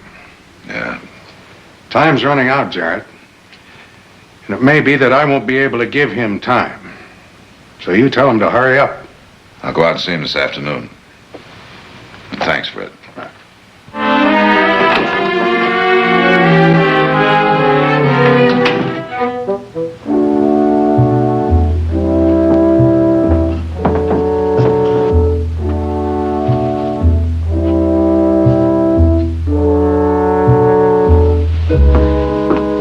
Still working on the shed? Yes. It's coming along fine, isn't it? Fine. Such a nice farm. The best we've ever had. Hebron likes it here. Well, they'll drive us out again, Eliza. Mr. Barkley says so. Please, sister, don't talk about it. It upsets me so. But, Eliza, you can't just ignore it. I leave such things to Hebron. So should you. He'll know what to do, and God will provide.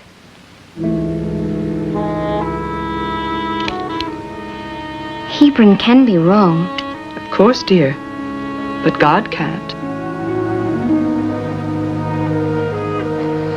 Eliza, what if there were just one of us?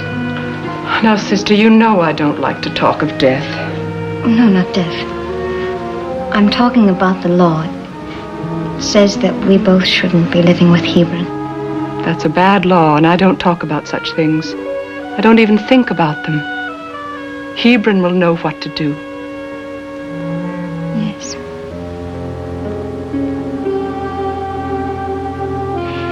You've always had Hebron or someone to look after things for you, haven't you? I've been very fortunate, Emelina. Well, I haven't. I've had to look out for myself.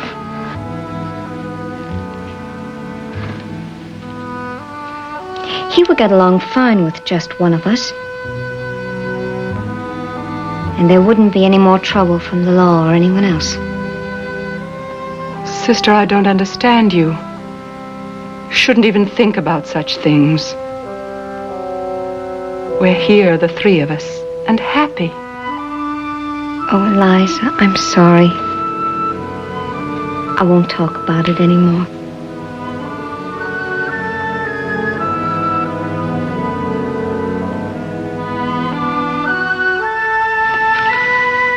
I'm going out for a while.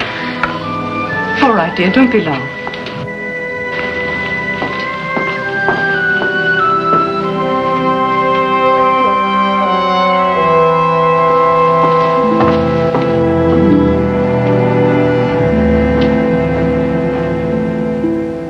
Well, it's about time we met, Mrs. Grant. You're so kind. And I wasn't even sure you'd receive me. Why not? I admire your devotion to what you believe is right. Well, that's just it, Mrs. Barclay. I'm not so sure what is right anymore. Oh, I don't mean my religion. I mean the plural marriage. And it's not that I'm unhappy. I'm not. It's just that since they passed this law... I understand. Well, Hebron says that there's a higher law that we must obey. But if they send him to prison, I think it would kill him. And I don't think the Lord would ask that. Have you talked this over with your husband? Oh, yes. But Hebron is a steadfast man. And when he's sure in what he believes, well, it's very difficult to change his mind. I've talked about Mexico a lot. But he doesn't want to go. It might be for the best. I know. But I can't force him. And I think there may be another way that would be better. What other way? Well, I've thought and thought about it. And that's why I've come to see your son. He's a lawyer, and he could advise me about, well, a divorce. For you? Well, Hebron could get along with just one of us. And Eliza's been with him longer. Besides, she needs someone. I don't. I can manage by myself.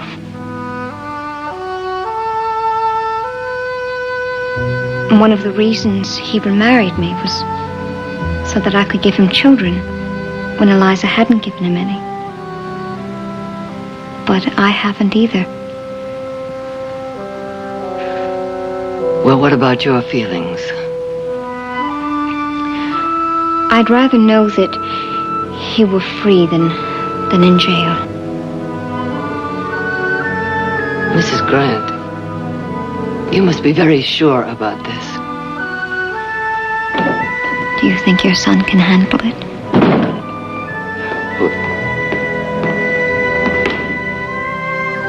You can ask him yourself. Mother, it's nice to see you, Mrs. Grant. Mrs. Grant would like to ask you something. Oh? What can I do for you? Mr. Barclay, will you get me a divorce? You were right. We can't go on together. You're doing the wisest thing possible, Mrs. Grant. Does your husband know? Well, he has to be told, of course. I'll tell him as soon as Knowing your husband, I think it'd be better if I approach him first. She can stay here till I get back. Don't you worry, everything will be all right.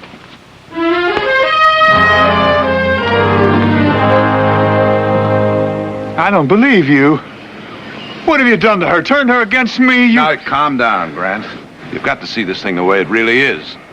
You're the one who's forced her into this, and you know it. What do you mean? I mean you can't go on breaking the law or fighting it.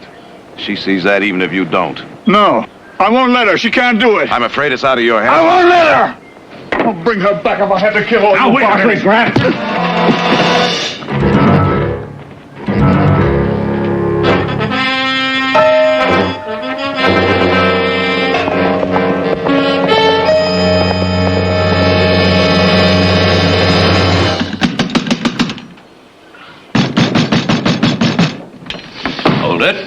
Now, come for my wife. Yes, we have been expecting you. And I'll use this if I have to. When are you going to stop playing hero, and when are you going to get through that thick head of yours that you're not going to fight the world all by yourself?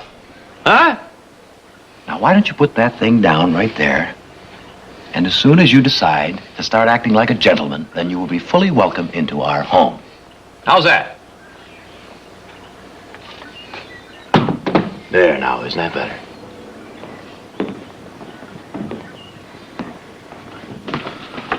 Where's Jared? You never mind that. Where's my wife? What'd you do with her? Oh, we haven't done anything with... You turned her against her unlawful husband. I seen you casting eyes at her from the first day. Now, you're not making much sense, Mr. Grant. Your wife makes a great deal more.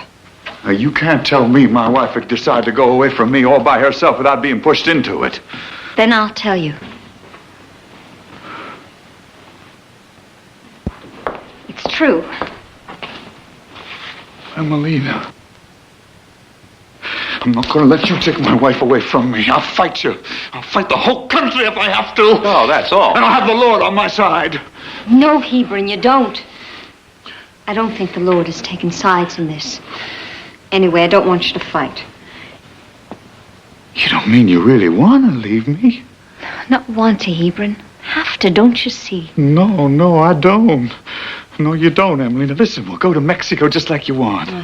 You don't really mean that. Yes, I do. I always meant to. Only now we'll leave right away. Tonight. Tomorrow. You'll never be happy there. Yes, I will. Only, Em, you gonna come back to me? I can't do without you. I love you.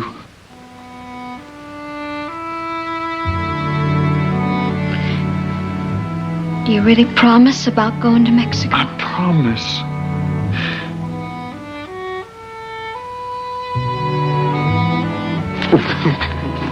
And there'll be no more fight. No, I'll never use that gun for nothing but squirrels. I'm mighty glad to hear that. Oh, Mr. Barkley. I'm truly sorry. Forget it. One of the hazards of the legal profession, I guess. I just went out of my head. I don't know what I was doing. Mr. Barkley, we're going to Mexico. Mexico. Well, then I'd say the sooner you get started, the better. We'll start packing that wagon right away, tonight. How's that? Mr. Grant, you're going to Mexico, you're going to need this. What's that for? It's the balance of your rent money. You're a fair man, Mr. Barkley. I'm awful sorry about your head. Hebron.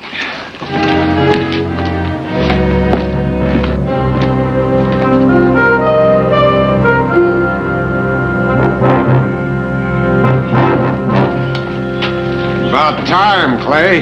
You got the kerosene? Outside on the buckboard. But Denby, you sure about this? You know that house belongs to the Barclays. What do you care? They got it coming to them for letting them Mormons in. Now let's go.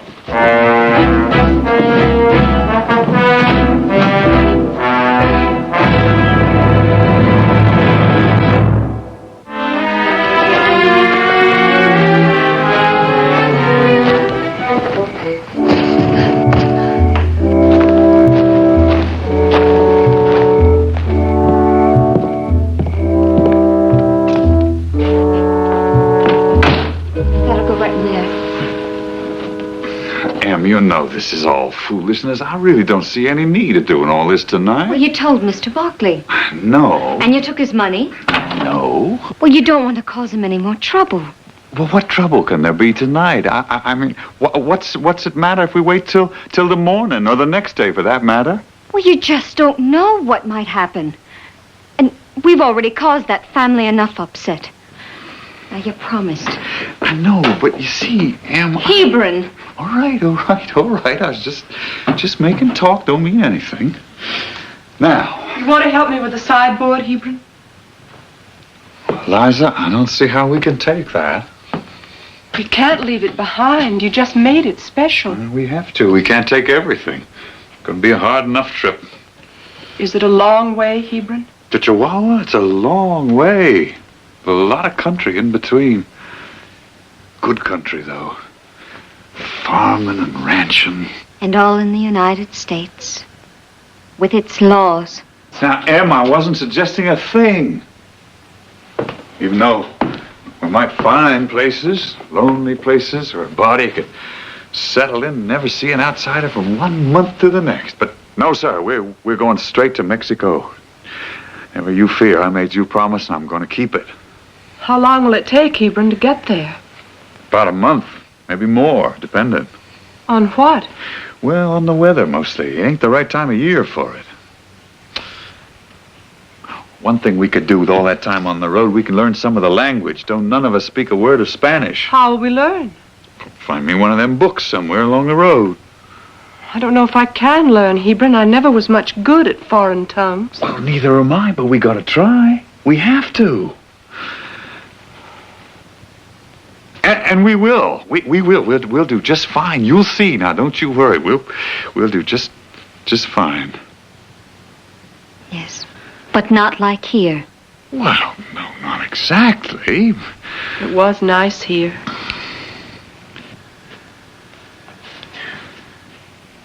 But at least we ain't being run out. It's my own decision. Is it?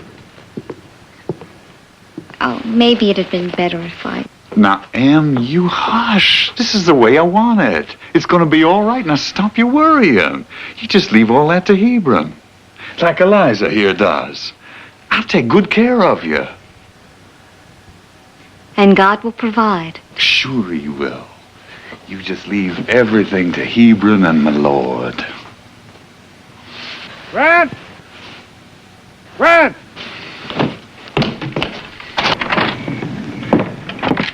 Yeah, what do you want? Hebron, you promised. I told you Mormons to get out. You should have listened. You had your chance. We're doing that, can't you see? We're packing to go. No, we ain't budging. I won't be run off. But Hebron, please, you promised. I won't be run off, I tell you. You hear that, blacksmith? We're not budging. Hold it. None of that now. Oh, please, for God's sakes, don't do this. Tell them we're going. Tell them. I can't do that. Don't you see, Em? I can't do that. I can't be humiliated by swine like that anymore. I won't be run out of my home, out of my country. I won't be. I'd rather die. But you promised. Sorry, Em. I gotta do it. I gotta fight back. I couldn't live with myself if I didn't. They'll kill you. I can't help that. I got to. What are they doing?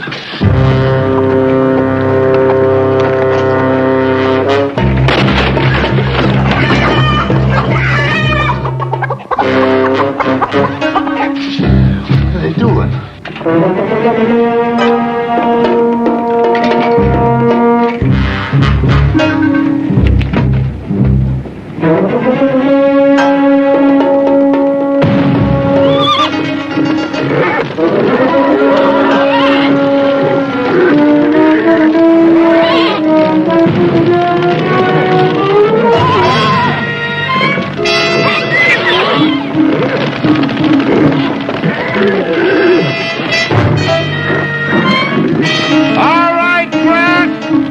You get the idea?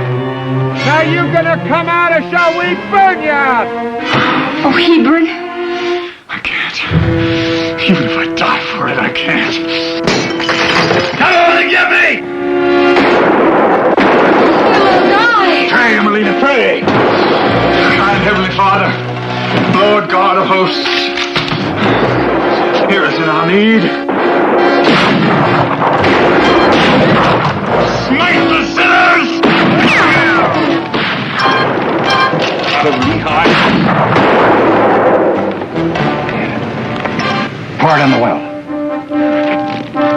God of Moroni.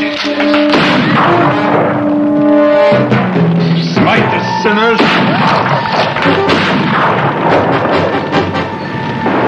All right, let's go. I God of Nephi. God of Moroni, save us, thy servants.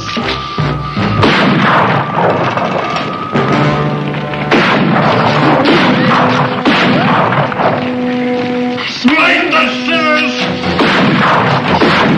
Raise up thy saints.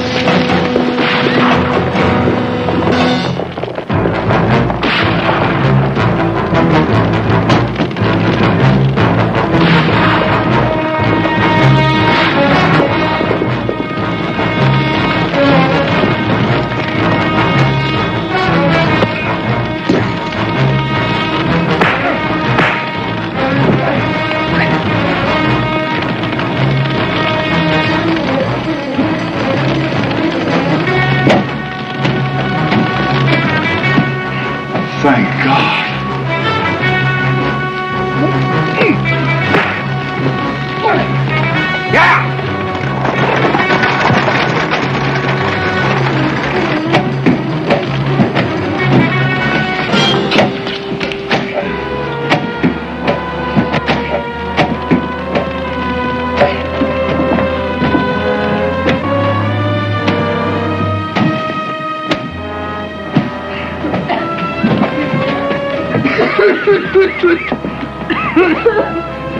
The Lord answered my prayer.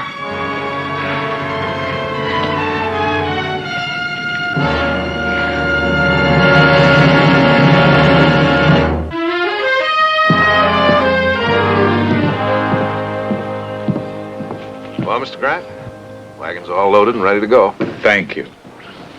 Sure am sorry about the farm. Nothing that can't be fixed. The most important thing is you're all still alive. Yes. Well, we'll be leaving then. Have a nice trip. Thank you. Got a lot of work to get done back to the ranch, so good luck to you. Thank you. Jared? Eliza, get on in.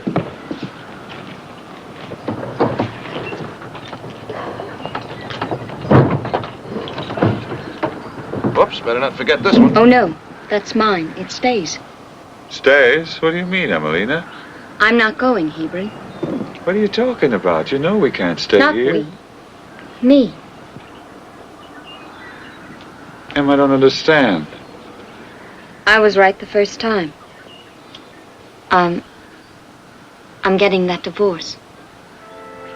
Do you know what you're saying? Yes. I'm saying you're not the only man in the world. But I'm your husband. You love me. I did once. I'm not so sure anymore. Somehow you're not the man I thought.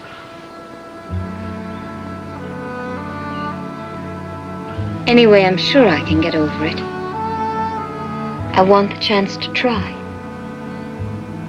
But, Em, I love you. I suppose you do, Hebron. In your own way. But, somehow that's not enough anymore.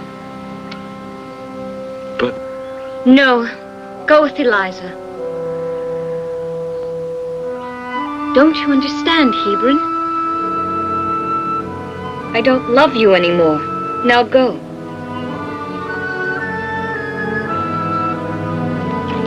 Sister. Goodbye, Eliza. I don't understand this, but I'll miss you. I'll miss you too. Goodbye, sister.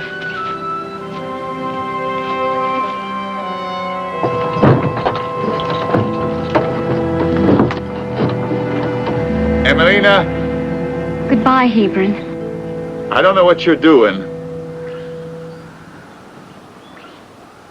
You always did have a mind of your own. You've always hated it. Well, maybe so, but I loved it too. Goodbye.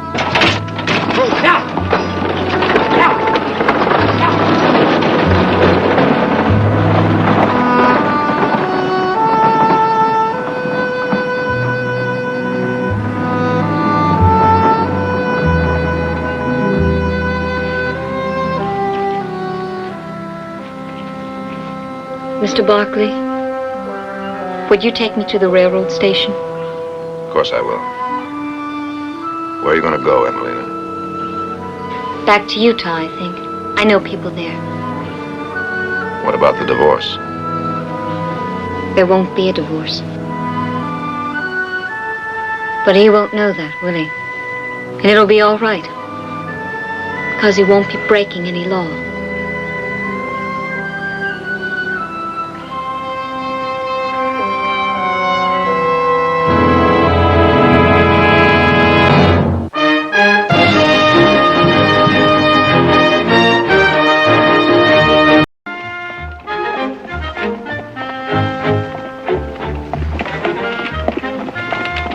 I think the negotiation went very well, don't you?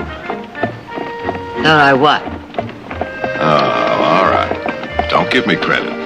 But I think that reciprocal option idea was, if you will forgive me, absolutely brilliant. But not half as brilliant as my idea of sending you through law school so we could save all legal fees. Whoa! Well, I don't remember hearing anything about a detour. I wanted to make Brazzo by sundown, spend the night there. Well, what's that down there? Well, that's a little town called Mineral Springs. I've never been through there before. Well, what have we got to lose? All right.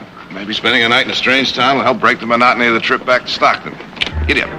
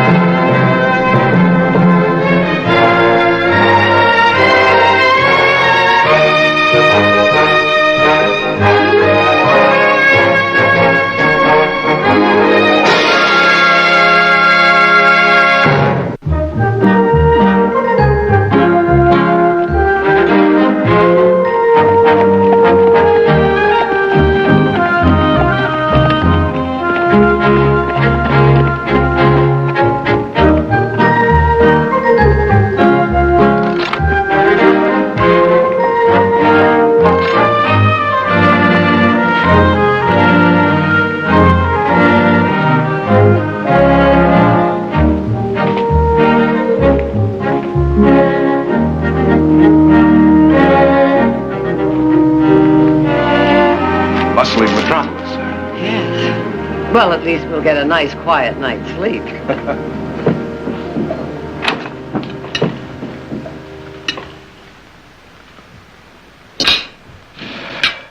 How was yours? Awful. But at least the portions are small. Oh. I think you've made a little mistake here. $11. You're right, sir. There was a mistake. Thank you for calling it to my attention. That's perfectly all right, young lady. $12? I forgot the bread and butter. Young lady, two people can have the finest meal in the most elegant restaurant in San Francisco for half what you charged. San Francisco must be a wonderful place. You can't ask for a better explanation than that. No. Pay the lady before she remembers to charge us for the salt and pepper. Oh, no, ma'am. That comes with the meal. And it was the best part of it. Young lady, I hope you will have the decency to use some of these ill-gotten gains to buy your cook a cookbook.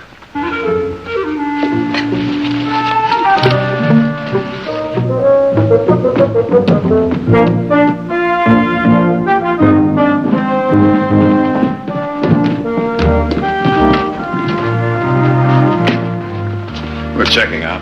Yes, sir. It'll be $28, sir. 20. You're joking. Then shouldn't you be laughing? $14 a room? Look, you can get the best suite in New York City for less than that. Well, New York must be a wonderful place.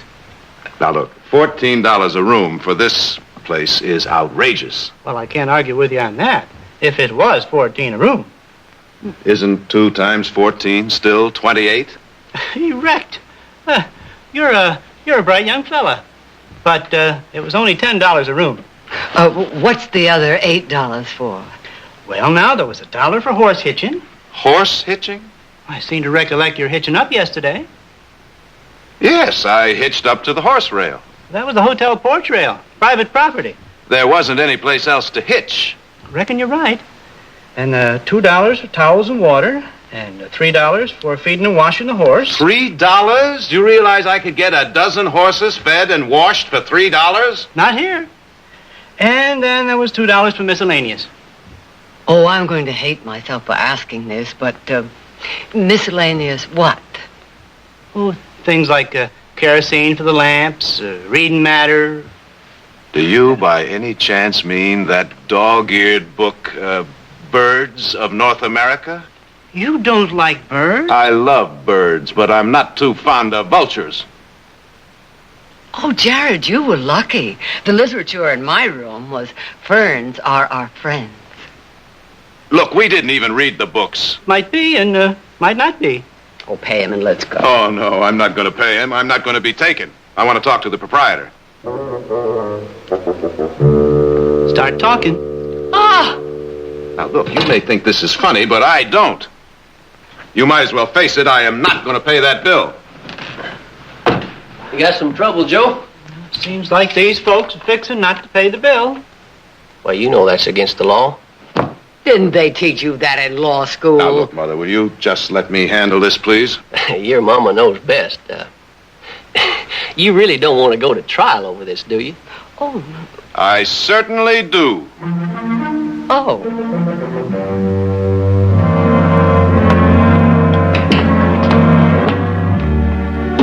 All right, straight in there, folks. You mean to say you try cases in there? Oh, no, over there. But Judge won't be holding court till this afternoon. Well, then why do we have to stay in there? Oh, you don't, ma'am, no. You just have to post bail. Post bail? How much? $200 apiece. 150.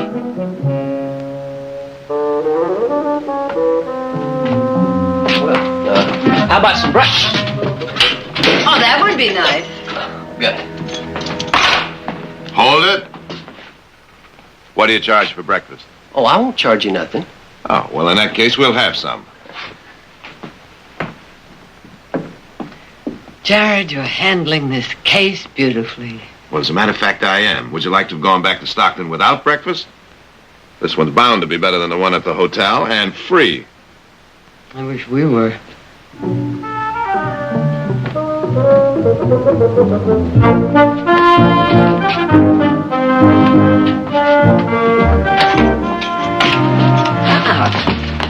Uh-oh. We're still in enemy territory. Good morning. Breakfast will be $3, please. I thought you said there was no charge. Oh, I said I wouldn't charge it. I didn't say what she'd do. In advance, no doubt? Well, seeing as how you're behind bars, your credit isn't as good as it might be. She's got a point. I told you I'd handle this. I know you did, but I'm in jail and I'm hungry. Oh, all right. Here's your $3. Thank you.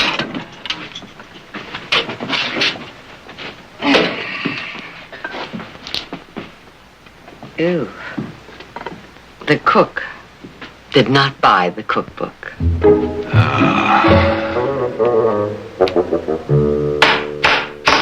Municipal Court of Mineral Springs is now in session. Judge Ben Moore presiding. Thank you, honey. All right, Elmo, what's the problem? Well, these folks don't want to pay Joe's bill. You don't? We certainly don't. Oh. Seems about right to me. On the contrary, Your Honor, it clearly violates the principle of quantum meruit, clearly established by the case of Crawford versus Campbell. Hold it, young man. Quantum who? Aren't you a lawyer? No. Are you? I am. Well, now, isn't that nice? Look, how do you expect to judge this case if you don't know the law? No, nobody knows the law better. Yeah, where's the law at, honey? Oh, here, Daddy. Thank you.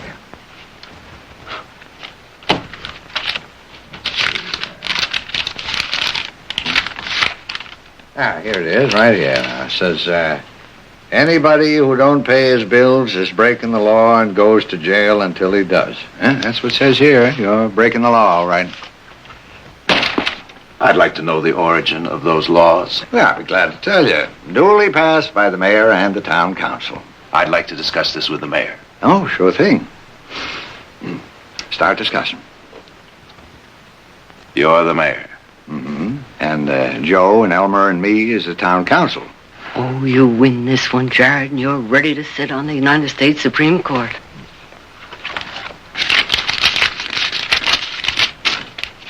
$28. 38. What's the extra 10 for? Court costs. Now, look, this is highway robbery. There ought to be a law against you. This is the most outrageous thing Pay him. I always say a man's best friend is his mother. Oh, I can't take any more of this. I'll pay. There, we're square.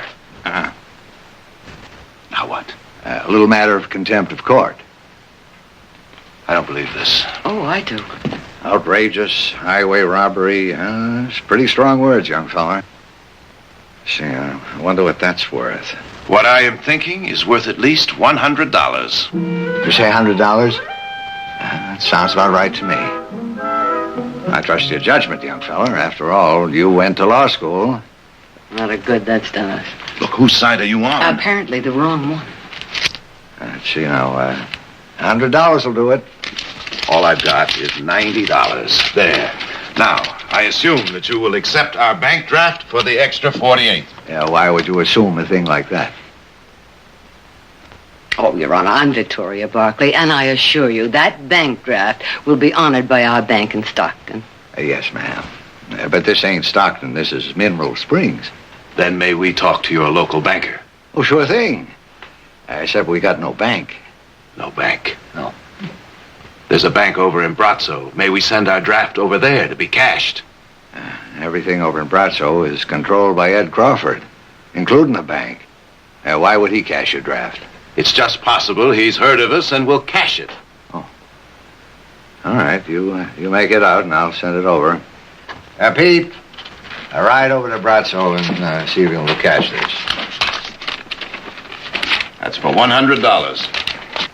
Well, you got 90 now. You only need another 58. Well, if you don't mind, I'd like to have a little extra cash. We may run into another town like this on the way to Stockton. And may I correct your arithmetic? I only need $48 more, not 58. Nothing wrong with my arithmetic. There's another $10 now. Messenger charge. Court's adjourned.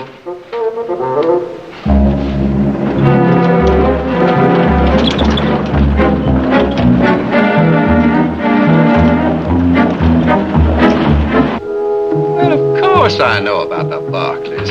Be happy to cash a draft of theirs any time. Although it's hard to imagine the Barclays being in need of such a piddling sum as this. I guess they ran a little short. Yes, I guess so.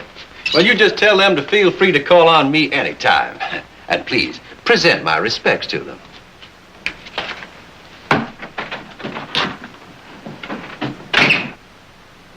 Now, what do you suppose the Barclays are doing in Mineral Springs? Oh, just passing through, probably. Yes, well, I hope so.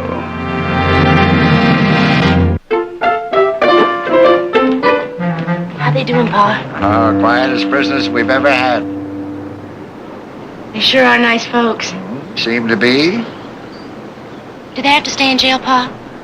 Well, seeing as how we're holding their buggy, They couldn't get very far. I mean, it doesn't seem right to keep them cooped up. you're sweet and thoughtful, Janie. Just like your ma.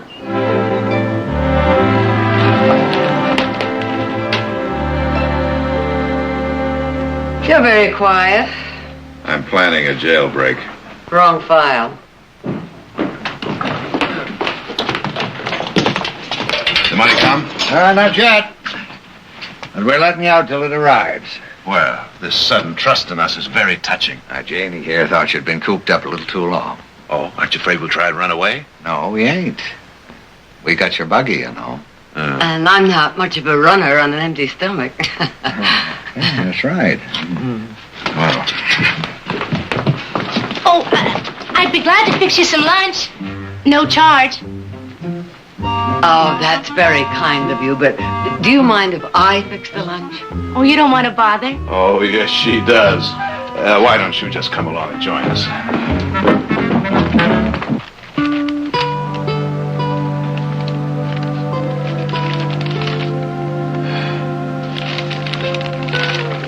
newspaper is 2 weeks old. How often do you get deliveries here? Whenever someone passing through leaves one behind. Lunch will be ready in a minute. It smells marvelous. Sure does. She's a good cook. I suppose you'll be leaving when Pete comes back with the money. That's right. Unless, of course, your father, the judge, finds another one of those little laws in that book of his. He won't. Your mother's nice. Runs in the family.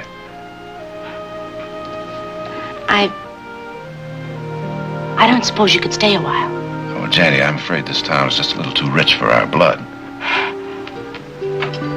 Sit down a minute. Tell me something. Why does a pretty girl like you stay here? It's my home. It's my Papa's home. And it was a nice place. Here we are. Well, Thank you. This is like a party.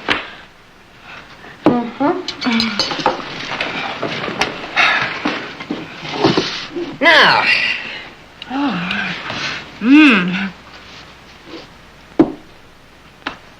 This is good. I wish I could cook. My mama died when I was a baby, and Papa didn't know how to teach me. It's so unfair to Joe, me working in the kitchen. Why do you? I'm about all that's available. Well, where is everybody? Moved away mostly. Why? I guess there's no point in pretending. The town is dying. Nobody even comes through here anymore. Well, I can't say that I blame them. Oh, but it wasn't always like this. See, Grandpa started this town, and Papa helped build it. And it was a nice place. There was almost 500 people that lived around here once. I mean, good people. Farming and ranching and running small businesses and building futures. Now, there's less than 100. What happened?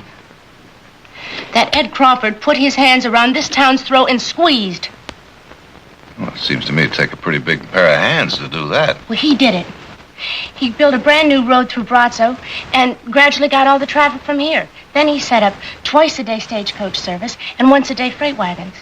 And our stages only ran 3 times a week and our freight wagons once a week.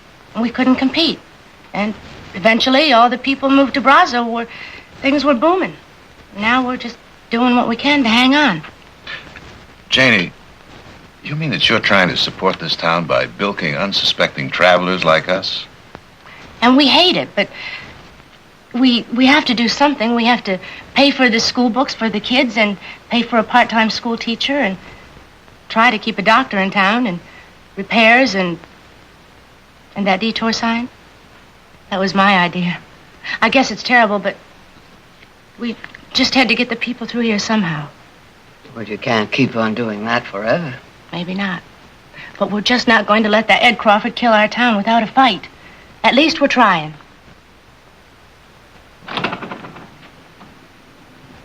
Well, Pete's back. The fine is paid, and here's your change. Good.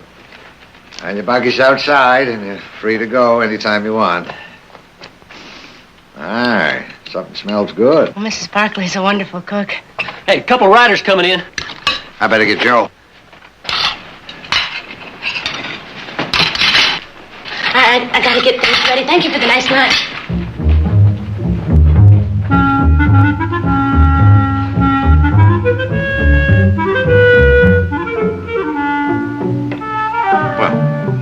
Well, shall we?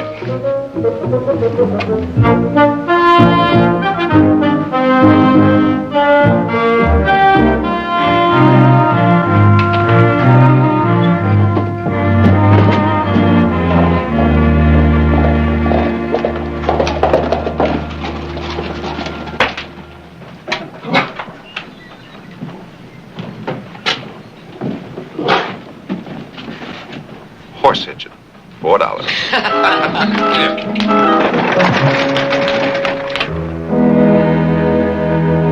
Ferns are our friends. $1 for bread and butter. I wish Audra and Heath were here for this. Not that funny, Nick. Of course it isn't. $148 to stay overnight. Who's running the town? The Dalton gang? They're really very decent people. Of course they are. When are you going back for another visit? Couple of days. What for? To finish reading Birds of North America? Nope, we're going into business there. Stagecoach line and a freight service. From Mineral Springs all the way through the valley to Stockton. You're not serious. He is serious. Oh, well, now, come on, Jared. Just because you feel sorry for him. Well, it doesn't have anything to do with that. We talked it over all the way back, and it makes sense. All right. Now, wait a minute. Whoa. What kind of a deal did you make with him? Oh, well, they don't know anything about it yet. We may be gone a couple of weeks. We? Well, why do you have to go along? Oh, I don't have to. I want to. Maybe I can help. Have you forgotten? I used to help my family run a freight service. Matter of fact, that's how I met your father. And it sure brought me good luck. With my experience, maybe I can bring them some good luck. Mother, you sure are something. Yes. Aren't I, though?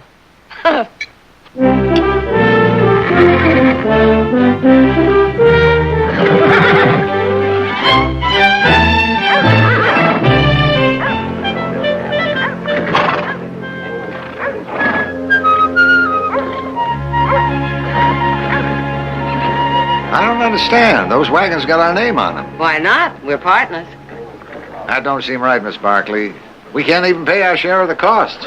You'll pay your share by the work you do and the facilities you provide at this end. Hey, see that old empty store over there? Make a great depot. Why would you want to help us? It's a business venture, and if we're successful, it will be good for you, us, and the whole valley. Makes a lot of sense, Ben. We in business, partner?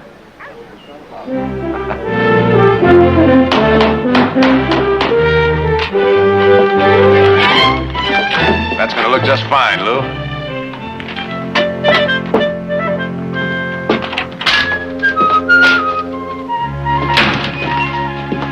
How you doing with those schedules?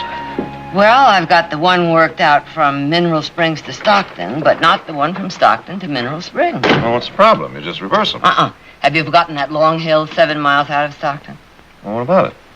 Well, it doesn't much matter going down the hill. But going up in the heat of midday, well, it's slow and tiring for the horses, uncomfortable for the passengers. What I'm trying to work out is a schedule that will get the freights and stages up the hill in the cool of mid-morning or late afternoon. You know, that Nick is right for once. You really are something.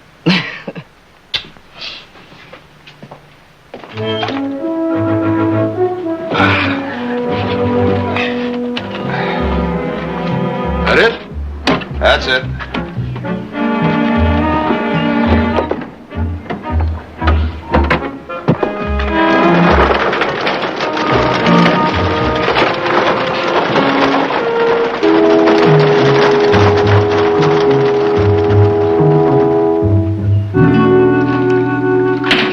Evening, Ben. Evening. Coffee, Papa? What's wrong? Evening stage just came in. No passengers again. Been in business a week and only had 5 passengers all that time. The freight we've been hauling won't even pay for the horses' feed. We can't go on like this, Miss Barkley, letting you pay everybody's salaries with nothing to show for it. Now, if we're not complaining, why should you?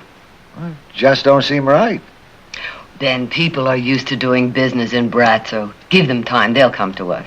But will they? Sure they will, and starting tomorrow.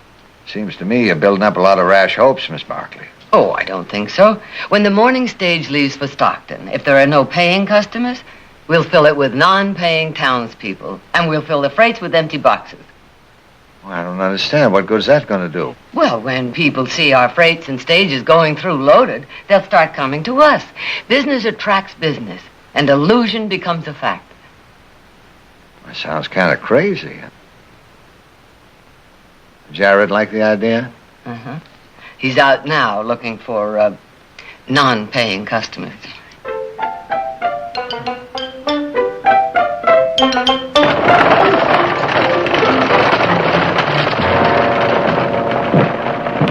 Morning, Mr. Crawford. Bert, everything going well? Well, I don't know.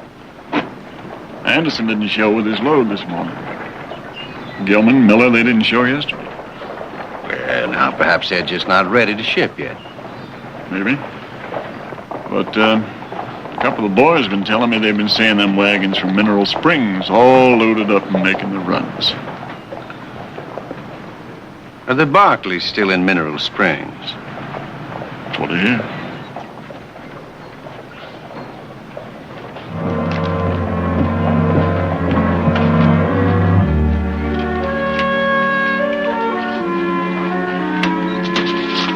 There you are, Mark. Oh, and tell Stockton to run an extra wagon if they have to. We may need additional drivers. I hope so. Hey, is that real business or make-believe? That's the real thing, Elmer. Boy, it sure beats arresting horse hitchers, don't it?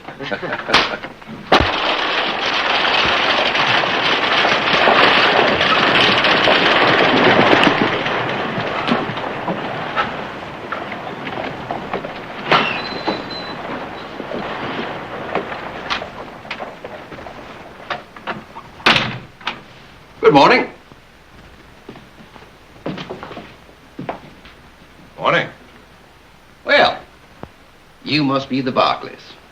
That's right. What can we do for you? A little business, perhaps. Well, that's what we're here for. Good, good. I'm Ed Crawford. Oh, I see you heard of me. Good. Well, of course, I've heard of you, and I like what I hear. That's nice. You're the kind of people that gets things done. So am I. You mentioned business. Right to the point. I like that, too. Yes. Some business that would mean something. Now, people like you shouldn't be mixed up with these small-time scroungers. No, this town, and everyone in it, is gasping its last. Oh? Well, we'll see. Well, of course, you could breathe a little life into it for a while. But is that what you want? What is it you want? To do business with you. Now, Brazzo has become the center of things in this part of the valley.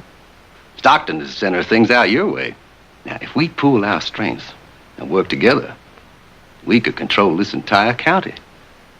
Well, what makes you think we want to control this county? You see, all we really want to control is you.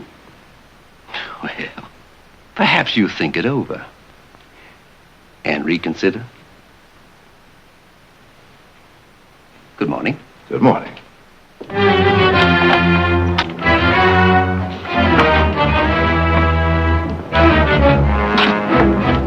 Well, you think they're gonna give us any trouble? Am I? If you don't know what to do.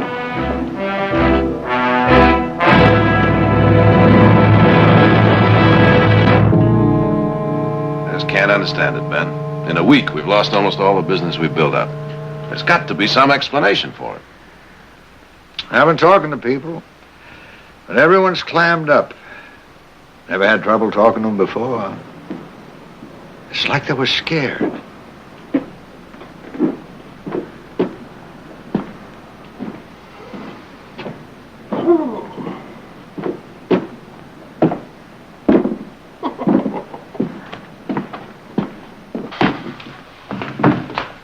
Elmer, you're drunk.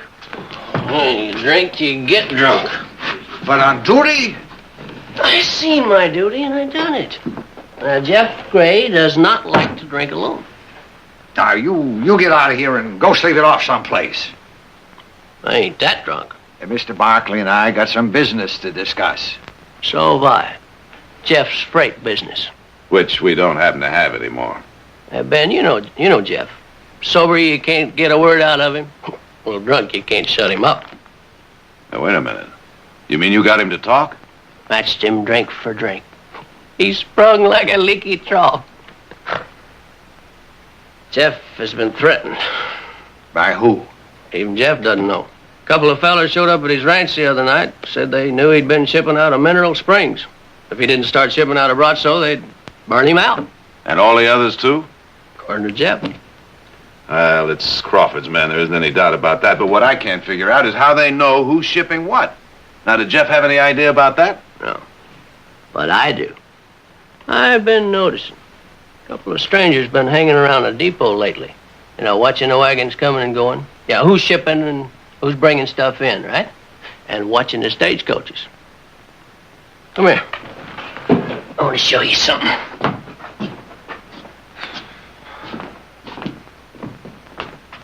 Yeah. You see those two guys over there? They're not from around here. Yeah, when did you first notice them, Elmer? They rode in this morning before the first wagon went out. And they're probably waiting around for the afternoon wagon to come in. Tonight, whoever's doing business with us is going to be paid a visit. Not if they're in jail. They ain't broke no law. Ben, your handwriting is terrible. Yeah, what you looking for, Jared? You must have an ordinance in here against loitering. I reckon we don't. Reckon we oughta? I reckon. Well, there's three of us on the town council. There's Joe, and there's Elmer, and there's me. Got a majority right here.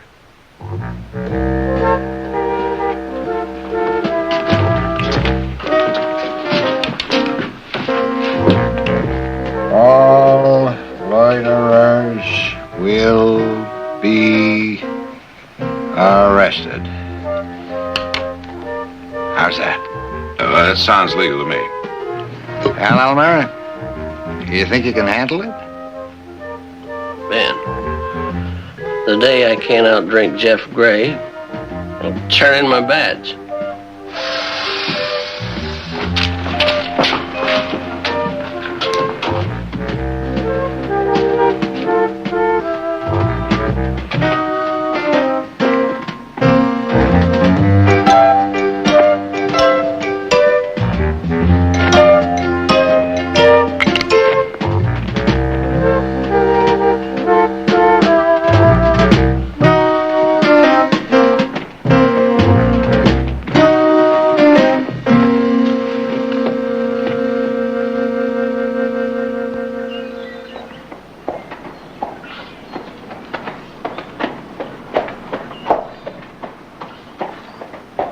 One of Crawford's men. Yeah. You know, galloping down a busy street like this just isn't safe. Might run down some of those innocent women and children. Good point. Guess we'll have to write another law. Elmer?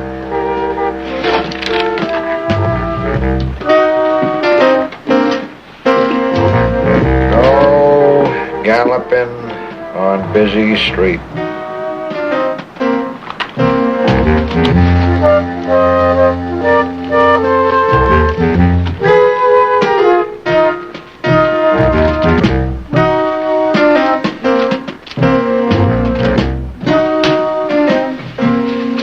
Hey, Ben, is there anything in the book about, excuse me, ladies, spitting?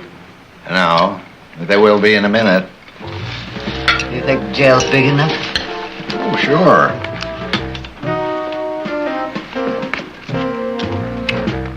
No spitting. Excuse me, ladies. Allowed.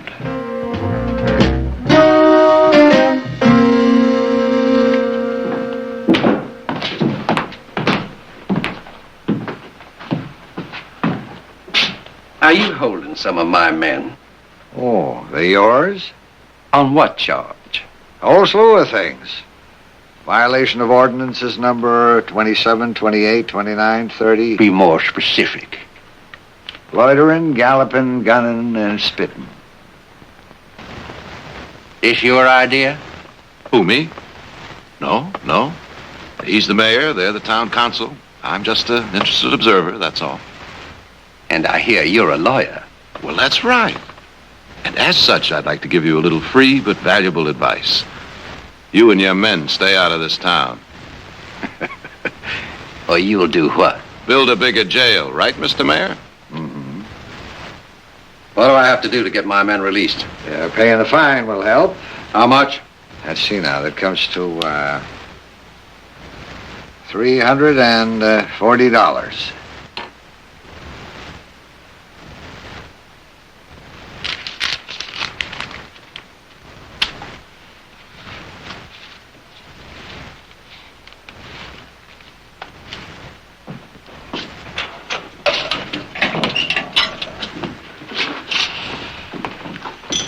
What about the guns? They're confiscated. Everyone in town is wearing one. Local residents got a right. Ordinance number 32.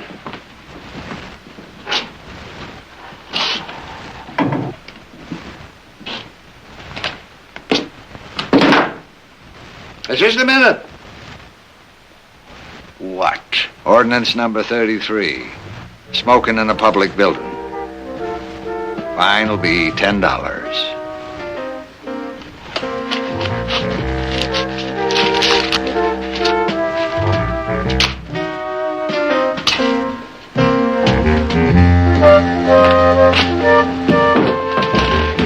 I never would have believed that. Oh, me neither. Took it like a lamb. Never said a thing.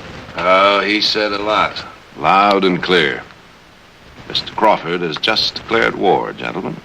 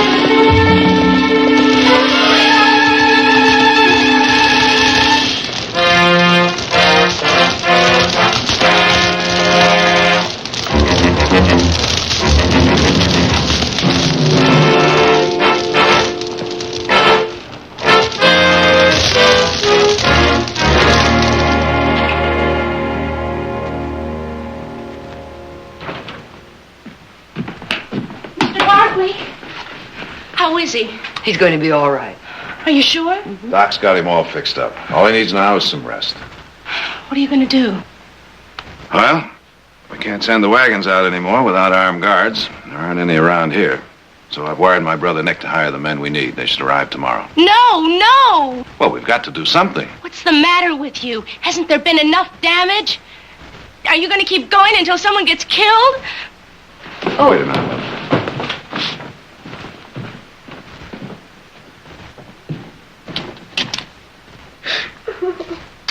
Hey, what's this? Janie? Here, come on. Now you dry those tears. Come on. Please, go home. Go back to Stockton. Once you thought it was a pretty good idea if I stayed. Yes, and I meant it. And once you said you weren't going to let Ed Crawford kill this town, you were going to fight. Well, that's all I'm doing. Not that kind of fighting, Jared. We did a lot of wrong things, I guess. Overcharging and fining. But nobody was really hurt. I don't like people to be hurt. Well, I know you don't, Janie, but sometimes you... I wanted you and your mother to stay. Because you're nice people. And nothing nice was happening here. And then when you said you'd stay and help us, that was the happiest thing that's ever happened to me. Well, I'm still here, aren't I? But it's not like I thought it would be. Well, sometimes things just don't work out the way you expect. For people like me, maybe. I'm not smart or educated. But you are. And that's why you shouldn't be fighting Ed Crawford his way. Well, what else can I do? I've tried everything. Sometimes you just have to stand up and fight. It's all a man like that can understand anyway. That's why a man like you should be able to outsmart him. Oh.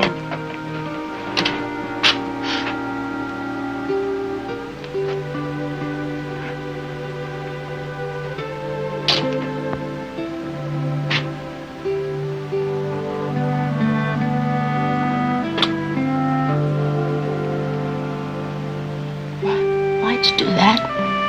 I guess because I wanted to. No, Jenny.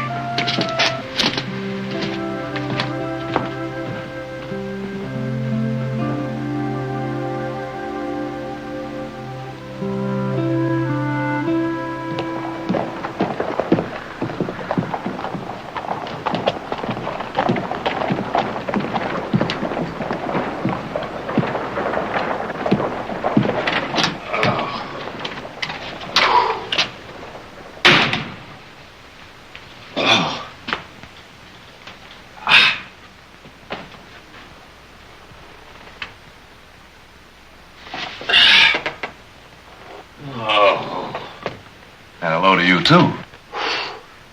Nick, you look awful. Where the devil have you been? You were supposed to be here this morning. About my looks. 25-mile walk on that road in the sun is not exactly any beauty treatment, you know. What happened? Bushwhack just the other side of the big rock. 20 of them, 9 of us. And they turned our horses loose. Anybody hurt? No, but if that was the Crawford gang and they were trying to get a message across, it sure worked. The men I brought with me, they're on their way back to Stockton. They all quit, huh? On the spot. If word of this gets around, we won't be able to hire guards for all the money in Stockton. Oh, isn't there any kind of law around here? Not enough. Not even enough to go in there and arrest this Crawford? On what charge? We don't have any proof that he's raiding our wagons. Well, now, what kind of proof do you need? Nick, his men always wear masks, and they don't take the wagon, so we can't catch him with the goods. So isn't there some way we can make them take the wagons? And how do you propose to do that? They're not interested in loot. Well, maybe they're just not interested in the kind of loot you're carrying. Oh, everything's always so simple for you. What am I supposed to do? Just ship something they'd like a load of harem girls, or... Hey, wait a minute. Wait a minute. You may have an idea there. Harem girls? No. It's something that would make them just as dizzy.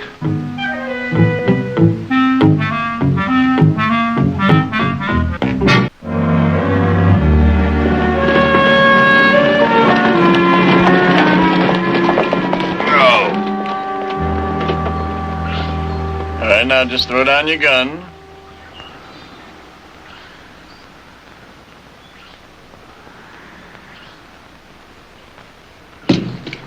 Start walking.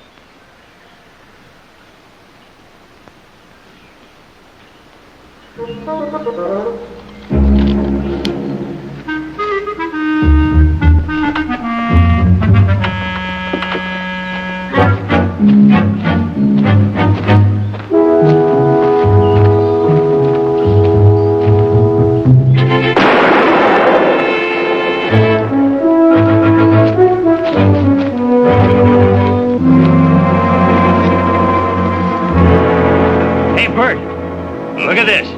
Hey, now I get an idea that's the kind of cargo Mr. Crawford wouldn't want us to burn. Mr. Crawford said, never get caught with the U.S. mail. Get rid of that sack.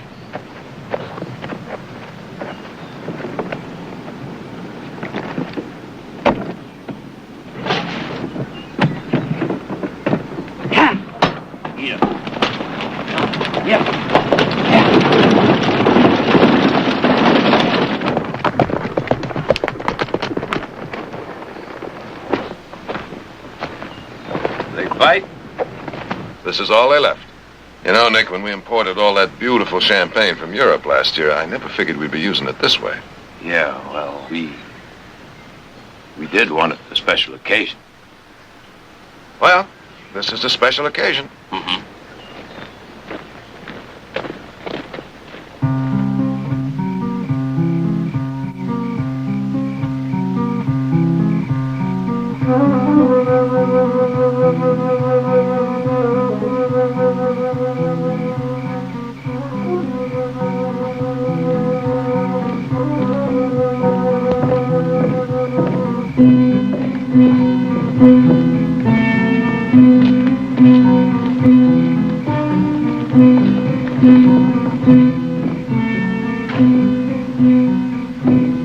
That's his table down there. All right, let's go.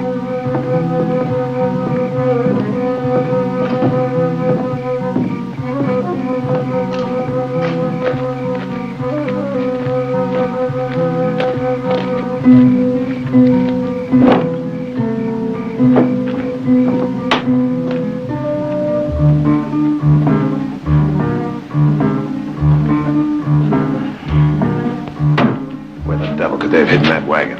Well, they could have burned it. No, we'd have seen the blaze. Well, there must be some more stables in town, but hold it, wait a minute. Wet paint. I'll get it hitched up.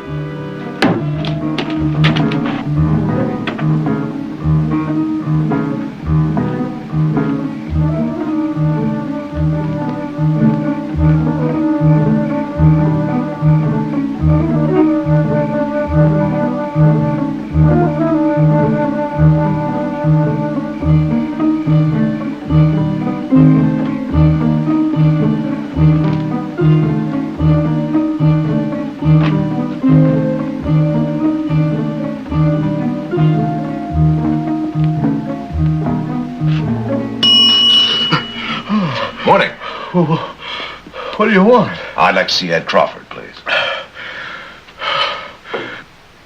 What, this hour? On your life. Not on your life. Oh, if I wake him now, he'll kill me. Would you rather be killed by a friend or an enemy? Don't forget the key.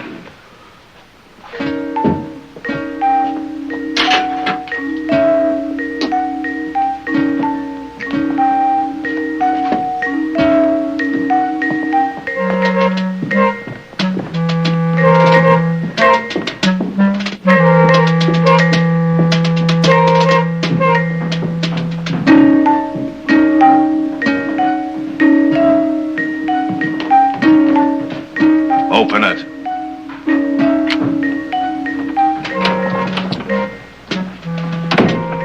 Light that lamp.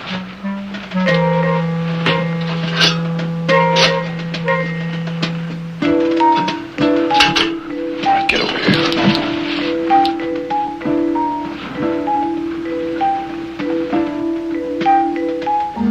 Mr. Crawford. Wake up, Mr. Crawford. Get out of there. What is this? Some kind of a joke? No joke. You're under arrest. Are you crazy? You can't arrest me. Oh, can't I? Well, now, that is a U.S. deputy badge. My, what good eyes you have, Grandma. Where'd you get that? Ben Moore introduced me to a federal marshal. Now get out of there. Well, now, just a minute. Geez, you gonna let me get dressed? Why, I think you look perfectly fetching the way you are. I couldn't help it, Mr. Crawford. He made me. Get over here. Now, you make so much as one little peep, and Mr. Crawford may get hurt. And I don't think Mr. Crawford wants that, does he? Just be quiet and do like he says. Get in there.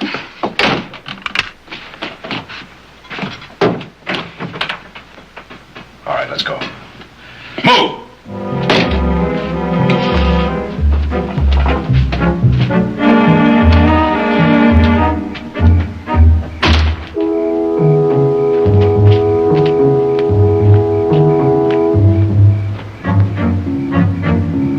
Open it. Well, now, doesn't he look pretty? See, I told you. Get up in there.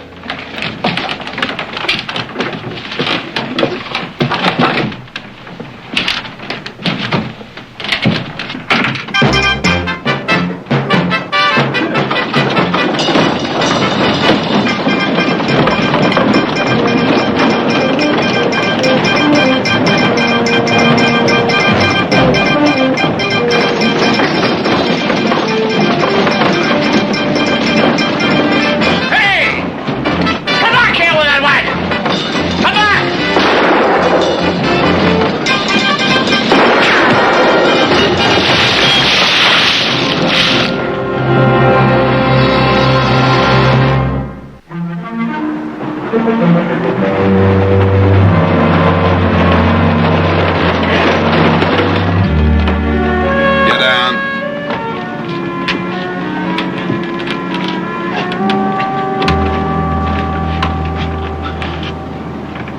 You know, for a lawyer, he's not too smart. Did you hear that? What's that? Come on, tell him. I said, for a lawyer, you're not too smart. So perhaps that wagon was stolen. But you didn't see me take it. So you broke into my private property to get it and get me. Now, as a federal officer, if you are one, you had to have reason to believe that I had committed a federal offense in order to do that. And stealing a wagon is hardly a federal offense. So your breaking in was unlawful entry, search and seizure. Well, I think that sounded pretty good. What about you, Counselor? Excellent, excellent. You amaze me, Mr. Crawford. I couldn't have stated the law any more perfectly myself. Let's go. The federal judge will have to release me. It isn't as if U.S. mail were involved. Ah, but it was, Mr. Crawford. Nick?